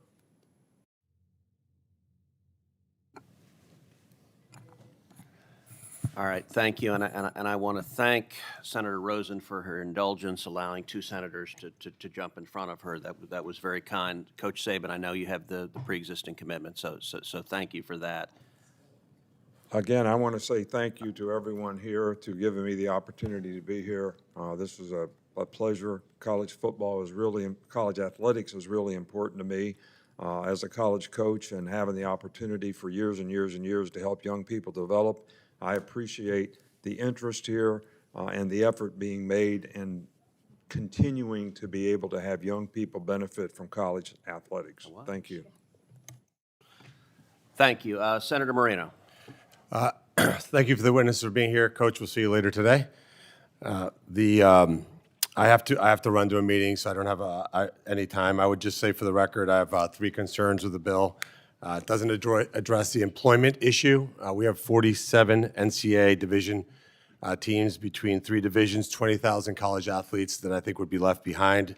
So that gives me grave concern. Number 2, I think the bill needs to be narrowed and more targeted as a targeted antitrust exemption. And number 3, and most importantly, it does nothing about protecting biological women from competing with men in sports. So I'll leave my comments to that, but those are 3 grave concerns that I have about the bill going forward. Thank you. Thank you. Senator Rosen. Thank you, Chairman Cruz, Ranking Member Cantwell. I really appreciate this. I'm grateful for Thank you for your indulgence. Thank you.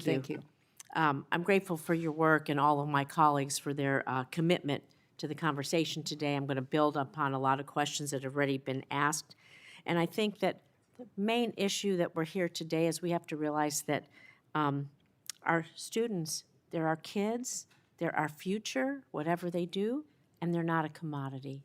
And that's the really important message we have here today. And so I've heard from my state's universities and their leadership, including former Governor Sandoval, who sits on the Mountain West Conference and the NCAA, the NCAA boards, and has been leading on this issue about how the current chaotic system is unworkable and how important it is to establish stability for universities and students. And so, from my understanding of the bill put forth by the chair and ranking member, the biggest challenges it takes on stem from issues present today in college football.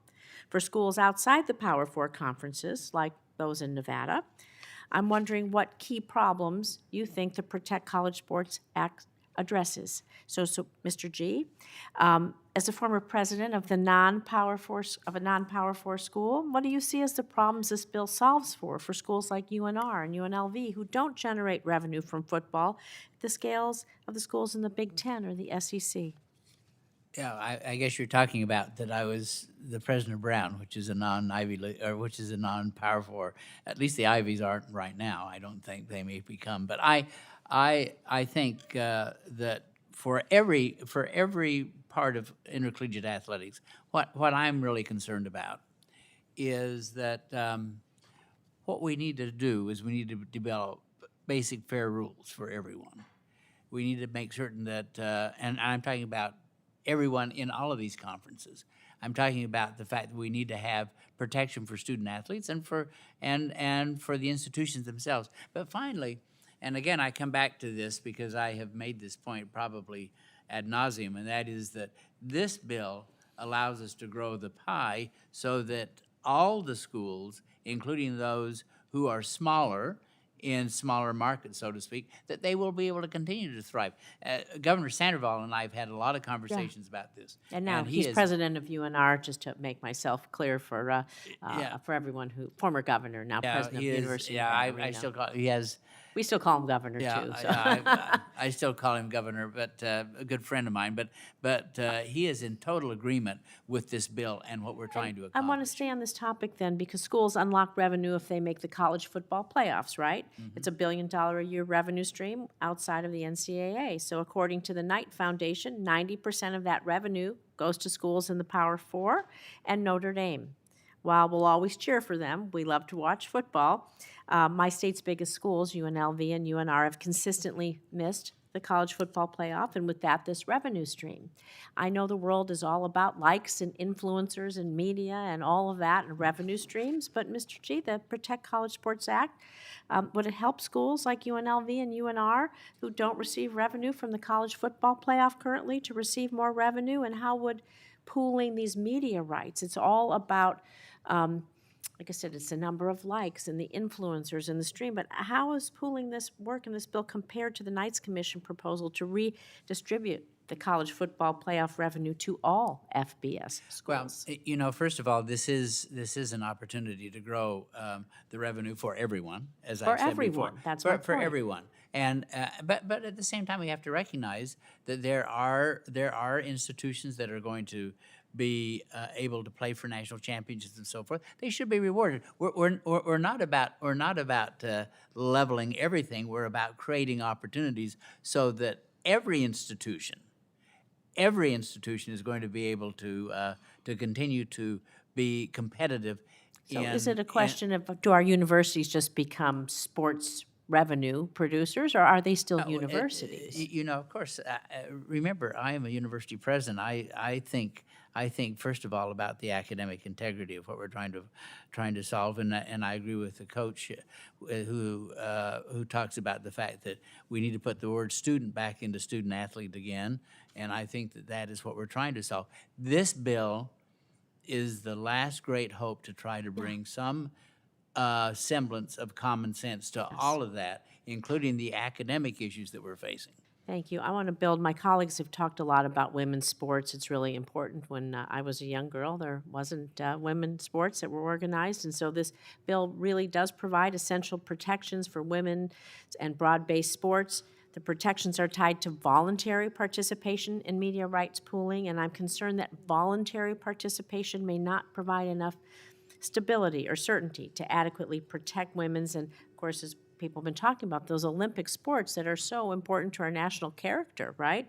So, Mr. Bivacqua, are these bills' current protections durable enough to protect women's sports from being cut in the long term? And what other ways can Congress enable schools to protect women's and sometimes non-revenue generating sports programs, but that we all love to still cheer on? No, it's a great question, and we have 26 programs, 13 men's, 13 women's. One of the most popular sports on our campus by far is our women's basketball. We sell out. The Aces, 3-time WNBA champs. Let's talk about women's basketball. Well, yeah, so women's basketball, you see how certain women's volleyball is growing, the excitement going on right now with women's softball. I go back to what I said earlier. I do think there should be a bit of a give and take. Like if you as a university make the decision to continue to invest so heavily in sports like football and men's basketball and women's basketball, there has to be an agreement, a contract, if you will, that you're going to continue to invest in Olympic and in women's sports. And I think that combined with Title IX requirements will hopefully keep women's sports at the college level going in the direction they're going now, which I think is incredibly exciting. And I think they're operating at an all-time high level of success. Do you think, as a follow-up, Congress should consider requiring other revenue-sharing agreements outside of the Sports Broadcasting Act that could be redistributed to schools to maintain and support some of these broad-based sports or women's sports? Well, I think that the scholarship protections, the distribution of scholarships, the roster limitations, and just an agreement that you have to continue to invest in those women's and Olympic sports. It gets back to what is NIL? What are these name, image, and likeness deals? Coach Saban said it repeatedly, and I agree with him. It's really become pay for play. And I think you have to increase the cap to make it more of a revenue share and then allow the universities to distribute that, certainly primarily to their revenue sports. In our case, our main revenue sports is football first and foremost, but then men's and women's basketball. But I do think the bill starts to talk about ways to make sure that you can't go all in on just one sport at the expense of others, because that would lead to the disintegration of opportunities for young men and women who are participating in those Olympic sports, and obviously young women in women's sports. Thank you. Thank you, Mr. Chair. Thank you, Senator Rosen. Senator Fisher is now recognized for the remainder of her questions. Thank you, Mr. Chairman. Mr. Bivacqua, Nebraska is really proud of our women's volleyball program, that we've won a total of 5 NCAA championships. We're regularly one of the top programs in that sport. In fact, Nebraska volleyball has sold out their home arena every match dating back to 2001, and even sold out Memorial Stadium for an event in 2023. As we continue to explore the NIL legislation, it is important that these athletes maintain their NIL opportunities. You were just addressing much of that. Can you comment on how this specific piece of legislation addresses women's and Olympic sports programs like Nebraska's volleyball? How do you think it would help those programs without the federal government deciding who's going to win and who's going to lose if they're going to be dealing out funding? Yeah, the success of women's volleyball, and I point to Nebraska. You would know better than I do, but 82,000 people to watch a women's volleyball game. It's exciting. It's astounding. And I go back to what I had said, that I think there has to be a commitment. Schools are going to pick sports. You cannot be, in this day and age, a year in and year out national championship competitor in all of your programs. It's just impossible. So you have to go back to the basics. At Notre Dame, do we want to win national championships in football? Absolutely. Do we want to win national championships in women's basketball? Absolutely. We start every season. That's our goal for those programs and others. But the true student-athlete experience has to be more than just national championships. It has to be, what are you learning? How are you developing? What's that education you're getting? What's that opportunity that you're provided? And that's why I go back to my belief that you should tie in universities, and I'll use the term again, hold our feet to the fire, that as you continue to invest in those primary sports, and they're different. Volleyball is also a big emphasis for ours right now. We have a wonderful coach and we're going in a great direction. But you can't do that. You can't be all in on certain sports at the expense of others. And I think one area where the bill can be improved is tightening that language, making that language a bit more forceful, that as you continue to put your foot on the gas on major revenue sports like football, men's and women's basketball, we are not going to allow you to take your foot off the gas of women's sports and Olympic sports. Okay, thank you. Mr. Gee, Nebraska is also home to the College World Series, the Men's College World Series that's coming up in just a week or so now. Last year, that College World Series brought nearly $150 million in economic benefit to the city of Omaha. So as we consider this NIL legislation, how can Congress ensure that we're protecting some of these really cherished traditions that we have, whether it's the College World Series or it's basketball's March Madness? Well, I really appreciate it. But I have seen the stadium in Omaha. I'm actually hopeful that the West Virginia team's going to be there this year. You know, we have fingers crossed. And I gave the keynote address at the Gallup organization last year, and so I was right there in the neighborhood. So it was great fun. I will tell you that this bill. I'm going to come back at this again. You'll think that I'm wearing a sandwich board that says vote for this bill, but I really do believe that, to answer your question, that without this bill, we will have chaos. With this bill, we'll now have an opportunity to really address the issues you're talking about.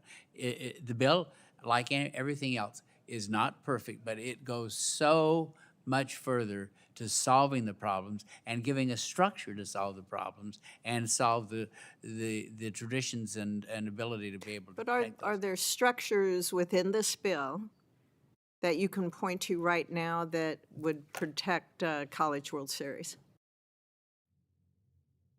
Yes. I'm just looking at, I'm going to ask him, isn't there a... No, Yes. we're not going to let Senator Cruz Yes, I'm going to let him. participate in this I'm going to let him discussion. respond. Okay. I can talk to him anytime. I know, but I want to hear your thoughts. He's much more interesting than me. Go ahead. Oh, please. No. Now we're getting off topic. No. Please, Senator Cruz, you are much more interesting. Please tell us. Well, I'm not going to take Senator Fisher's time other than to say, number one, you are absolutely right that Nebraska's women's volleyball is impressive as all get out, and the massive crowd that came out to watch them play was really groundbreaking and I think changed college sports.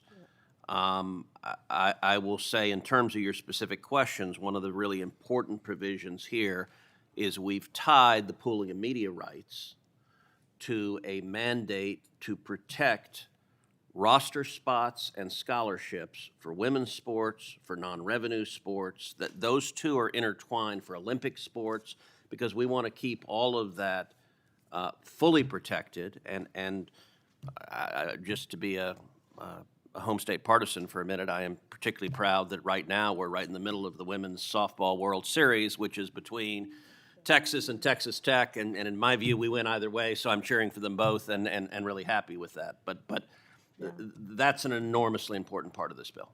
Okay, thank you. And he answered my question. Thank you very much. Thank you, sir. Senator Moran. Chairman, thank you. And I thank our witnesses for being here. Chairman, as you and Senator Cantwell know, I should be a significant supporter of this bill. It's an effort that began with Senator Blumenthal and I, and added Senator Booker. And so many of the provisions come from a draft that we introduced in 2023. And I thank you and Senator Cantwell for closing that gap that we've been unable to accomplish for a long time. And the longer this problem remains, the more damaging the circumstance is going to be to the things we're talking about today. I want to ask a couple of questions from these witnesses. One has to do with pooling rights under the agreement, and that is The Sports Broadcasting Act has allowed professional leagues to pool their media revenues and collectively negotiate media deals with the intention of increasing access to viewing live sports.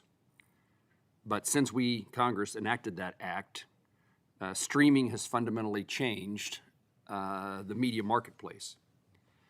In Kansas, if in a professional sport, if we're trying to see the Chiefs game, if you want to follow every Chiefs game, you need reliable broadband, smart TV, streaming device, multiple subscriptions, and it's costly and confusing.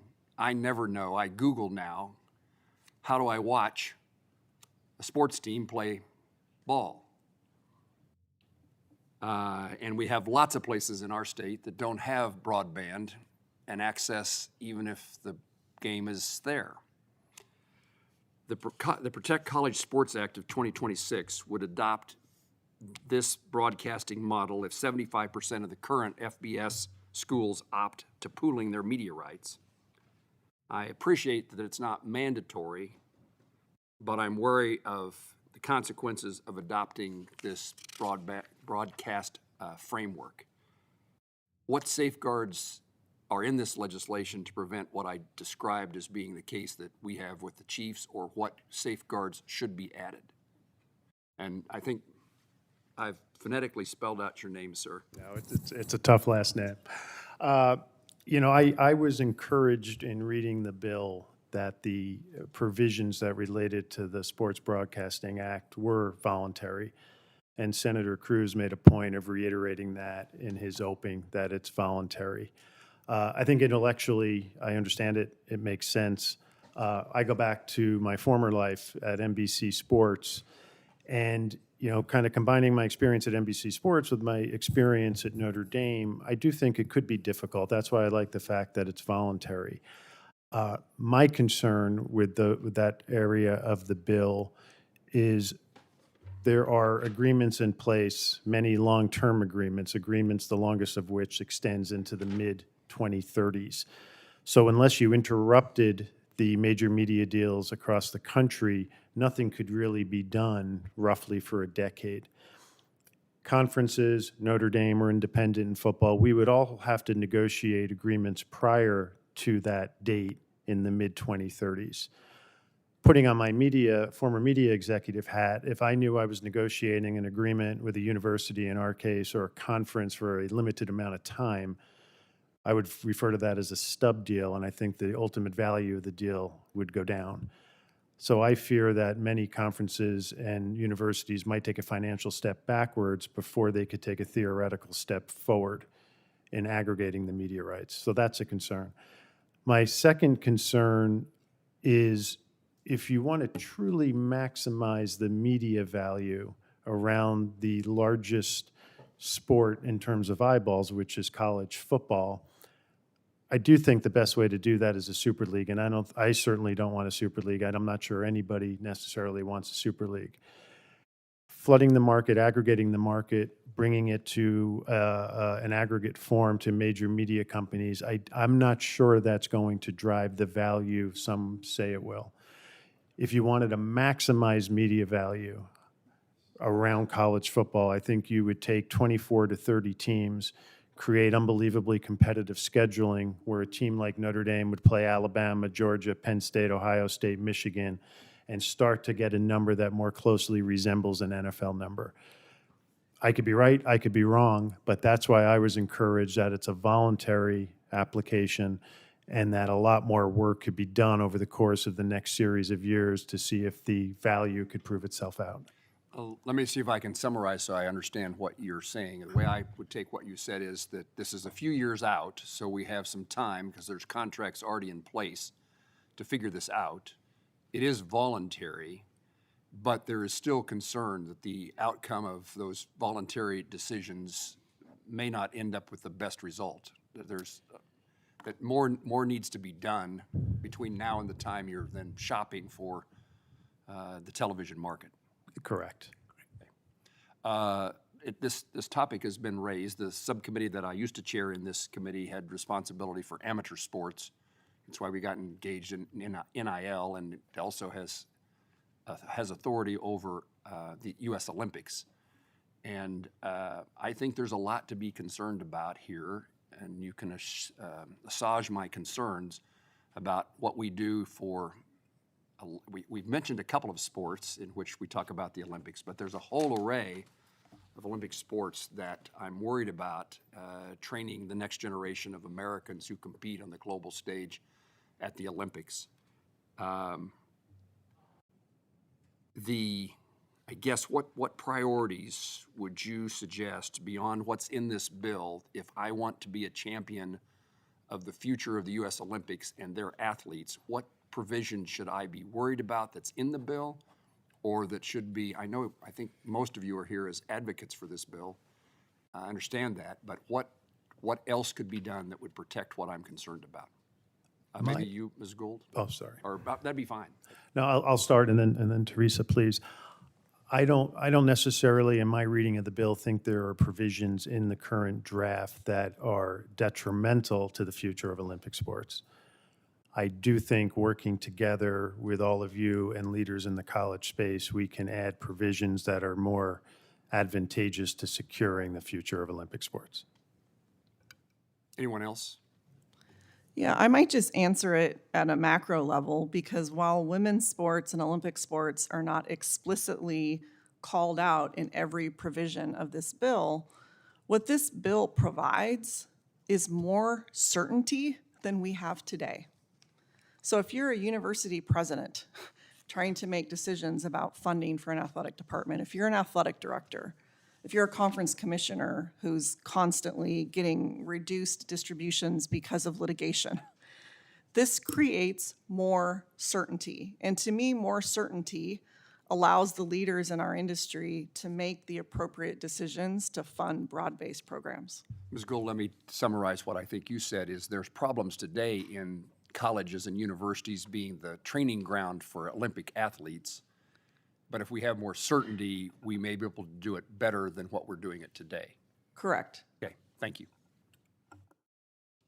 Thank you, and I will say Senator Moran's very helpful questioning on the questions you raised. The sports broadcasting provisions in this are, as Mr. Bavacqua emphasized, entirely voluntary, and any school or conference can choose whether to participate or not, so it creates a new avenue.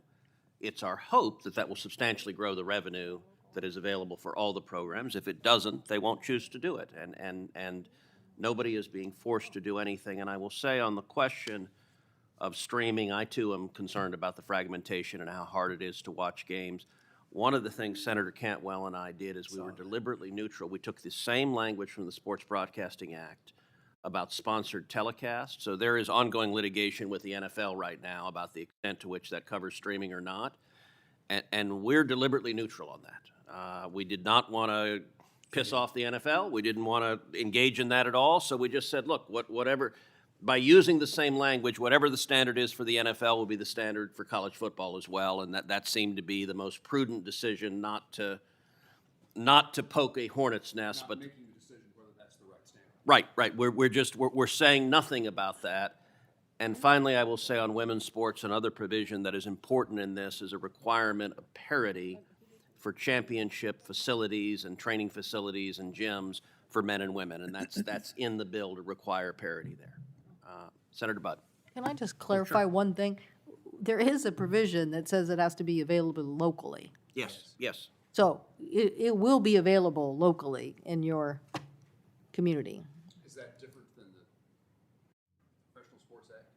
Yes. It's making the requirement so that we are seeing an advent of streaming media companies trying to put professional games behind a paywall. And that is frustrating a lot of people. The provision of the bill says that even if you do that, that game has to be locally available to that community without being behind a paywall. Yes. Senator Campbell, I understand this is a provision you particularly were interested in being in the bill, and I look forward to making sure that I feel comfortable with you. Thank you for your past leadership on this issue. It has been a long, long time. Yeah, and I will likewise commend Senator Moran, has been a leader on this issue for a long, long time. You and I have spent a lot of time talking about this, and I'm grateful for you've been really integral bringing together the bipartisan coalition behind solving this problem. Senator Budd. Yeah, thank you, Chairman Cruz, and thank you, Ranking Member Cantwell, both for your efforts and dedication supporting both student athletes and programs alike. The bipartisan legislation we're here to discuss, it's a very thoughtful compromise, but it's incumbent on us and the members of this committee to reach an agreement that ensures that we don't have to come back to this committee room in a few years just to keep up with, I know, what's going to be an ever-changing landscape. In my home state of North Carolina, our institutions of higher education help prepare many of our next generation, gives them tools and skills to keep our state the #1 workforce. There's no doubt that college athletics, both directly and indirectly, play a role in attracting and keeping students enrolled in school and making North Carolina home after they graduate. But Mr. Gee, I know you're a West Virginian. I'm married to a West Virginian. Appreciate your service there to that great state. I will lament that she is a proud alum of the Thundering Herd, though. Well, I call myself the Thundering Mountaineers when I'm being ecumenical, okay. And you're over towards Huntington, Right. I understand. Yeah. President Gee, you mentioned that this legislation, it solves the financial crisis that a lot of universities are facing. And I know that institutions with athletic programs of all shapes and sizes, they're struggling to stay afloat. So how would an increase in revenue stabilize athletic departments and help academic institutions fulfill their educational mission in the face of a potential enrollment cliff? Yeah, absolutely. Critical to the very issues that you've raised. First of all, we know that most institutions in terms of athletics are already losing a lot of money, $5 billion overall, as I mentioned earlier. And so by increasing the pie, we provide an opportunity for people to at least have a chance to maintain their athletic programs without, and I've heard this from everyone here, and we've heard it from a number of the questions. If we don't do this, it's going to start to really have a choice of we're either going to support athletics or we're going to have to close them down in order to be able to sustain the universities. I mean, it's that simple. You know, and on top of it, universities themselves are having tremendous challenges. We've got the enrollment cliff.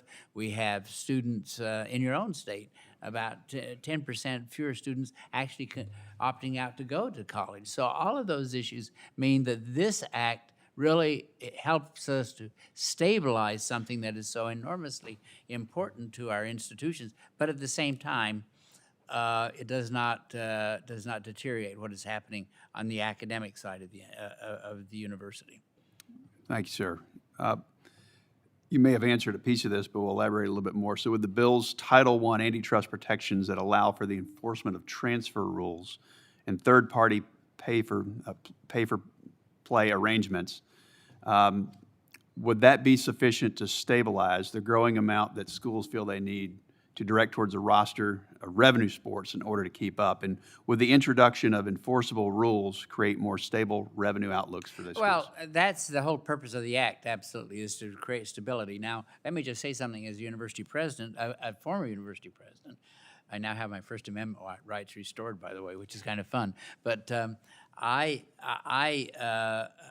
think that universities also have to participate in this process. You can't simply grow the pie and then spend that money. You've got to make certain, and Teresa would agree with me, we've got to make certain that the universities themselves are making good choices so that the pie is not simply being eaten up by growing needs. Rather, there are solid and appropriate choices being made. Thank you, Mr. Chairman. Thank you. Senator Sullivan. Thank you, Mr. Chairman. Thank you for this really important hearing from you and Senator Cantwell. I appreciate the witnesses being here. I'm going to kind of change direction just a little bit and give you a specific issue that I'm not sure relates directly to the bill, but I just want your advice on it. I want kind of to send the message to maybe others in college football and the NCAA who are watching this hearing. I have the honor of I'm the chairman of the Board of Visitors for the United States Naval Academy. And I get to see these young men and women who inspire me, who are going on to serve as officers in the Marines in the United States Navy. You know, many Americans look at the current landscape of multi-million-dollar bidding wars and feel we are losing the very soul of amateur athletics. Yet, the second week of December, every year, the American people get to watch the Army-Navy game. And it stands much more than just for a important football game and college football. It's a powerful reminder of what college sports were always meant to be, an area for character development, teamwork, leadership, where young people play for the love of the game and purpose far greater than themselves. The young men on those fields aren't looking for the highest bidder or checking the transfer portal. They are preparing to lead the American soldiers and Marines and sailors and maybe risk their lives for our great nation when they graduate. I don't know, have any of you been to the Army-Navy game? I have. Okay, I think it's one of the most inspiring things in the country. And by the way, it's also an incredibly powerful recruiting tool to get young men and women who are watching on TV to join our military. For almost 2 decades, the NCAA agreed that this should be the only football game, college football game, the second week of December. That was the essentially gentleman's agreement with the Naval Academy in West Point. However, the money driving college football started to erode on that. And we started having games, and now there's even talk of playoffs to compete with the Army-Navy game. So 2 years ago, Mr. President, Mr. Chairman, I'd like to submit this for the record. I led a Without letter to the objection, head it'll of be the admitted. NCAA, the head of college football, saying, don't do that. That's bad for the country. I had dozens of senators and congressmen sign this letter. They still weren't listening, so to the president's credit, he issued an executive order just a couple months ago saying, hey, hold off, NCAA, college football, quit encroaching on this great game, America's game. You can't be that greedy and profit-driven. And by the way, this is the message now to the NCAA and college football. The President of the United States is now saying in an executive order, stop it. Okay? I was there at the signing of this executive order. So my question to all of you is just very importantly, from the vantage point as leaders in sports and education, how can the pure mission-driven model of our service academies serve as a North Star as we write this legislation to restore fair competition? How can we use the inspiring example of the Army-Navy game and members of West Point and the Naval Academy to realign modern college sports with the classic American values of duty, loyalty, sportsmanship? People love watching college football in part because of these values, and we're losing them. And the one place that still has them is the service academies. And now even the NCAA is trying to encroach on that. I find it shameful. We're fighting back with the President, CEO, in this letter and probably legislation. I might have amendments to this legislation, really good legislation, by the way, that preserve the Army-Navy game. But any of you have views on this? And, you know, just again, more broadly, I think these players represent the truest definition of the student athlete. Mr. Bakwa, I'm a big Irish fan, but no offense even to Notre Dame. I think this is the true student athletes right here at the service academies. They operate entirely outside the NIL. By the way, it's hard to get recruits. You've got a great football player, wants to join the Naval Academy. Maybe he wants to go somewhere else to get money. It's not always easy to recruit these guys now. So I'd love your thoughts on a national framework that can elevate this idea of student athletes, amateurism, that all Americans want. And that's why millions watch the Army-Navy game each year, and I certainly hope the NCAA or college football, if you're watching, stop it. Quit encroaching on the game. Sure. I would say the student athletes who play all varsity sports, but you mentioned football at the Naval Academy, West Point, Air Force Academy, they're more than student athletes. I marvel at the fact of our student athletes can balance academics and athletics. I've had good friends who have played on those teams when I was growing up, and they have a whole nother level of what they need to do each and every day. By the way, if you're an English major at West Point or Annapolis, you're not just an English major, you're an electrical engineer, you're a weapons system. These guys they all have to graduate with intense degrees in some of the nuclear engineering, hardest classes. So you're right. No, it's amazing. And Notre Dame has a special relationship with the Naval Academy, know. going back to a pledge that Father Hesburgh, our legendary president, made. It's a great story. Yeah, coming out of, during World War II, the Naval Academy did so much to keep Notre Dame healthy. And, we play the Naval Academy every single year. We'll be playing them in Boston this year on November 7th. And by the way, I guarantee you'll sell it out. It'll be sold out. It's I a hope game. the Naval Academy wins. No offense to the Well, Irish. it's a special game, and at the end of the game, there's such a mutual respect. The Naval Academy comes. We go to their sideline first to listen to their alma mater. Both teams. They then come to our sideline as we play our alma mater. So, it's a game that we respect and admire. And I've been to several Army Navy games, and they're wonderful. They're absolutely wonderful.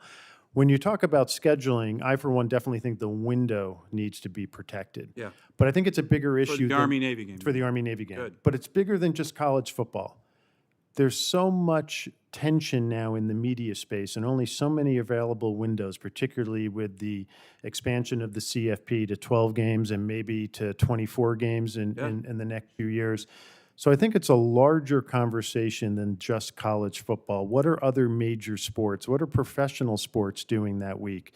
Because as the NFL, and I'm a huge fan of the NFL, and the NFL is a remarkable sports entity, but as they start playing more games on Saturdays, as you go into December, the number of available windows and major media partners can offer is condensed. So I think just to make that my warning and the president's executive order, it goes to the NFL too. Nobody should be encroaching on this game. That's my. I would love to see that window protected. Good. Whether the entire day can be protected, that's probably another question and another topic of conversation. Thank you. Any other thoughts on this topic? I would just say that, Senator, I think that the Army-Navy game is America's game. It is. And I think that we ought to preserve that. As Pete just said, the window ought to be preserved for that particular game, no matter what. Thank you. But I just admire what the academies do. I've spent a lot of time with the academies, and just the opportunity to see what they do is something that inspires all of us. Yeah, it's often referred to as the only game in America where the players on the field are getting ready to commit their lives to the people in the stands watching it. It's pretty powerful. Any other thoughts on this? Thank you, Mr. Chairman. Thank you, Senator Sullivan, and thank you for your commitment and dedication to the Service Academy and to the fighting men and women of our military. It is inspirational. I want to thank each of the witnesses for being here today. I think this testimony was exceptionally helpful. And Mr. Holtzclaw, I want to say in particular, I just want to, I think your testimony is a powerful illustration of why college sports is so important. And a conversation Senator Cantwell and I both had just a minute ago. We looked at each other and said, look, you're a college student. This is a pretty intimidating place to be, and I think your testimony was extraordinary. And it may be because you're used to enormous men crashing into you that you're not scared by much, but it really, you did an exceptional job, and I appreciate your being here. I appreciate all the witnesses being here, but I appreciate your testimony. I will say, senators will have until the close of business on June 10th to submit questions for the record, and the witnesses will have until the close of business on June 24th to respond to those questions. And again, thank you to all the witnesses. Thank you to the senators. And with that, that concludes today's hearing.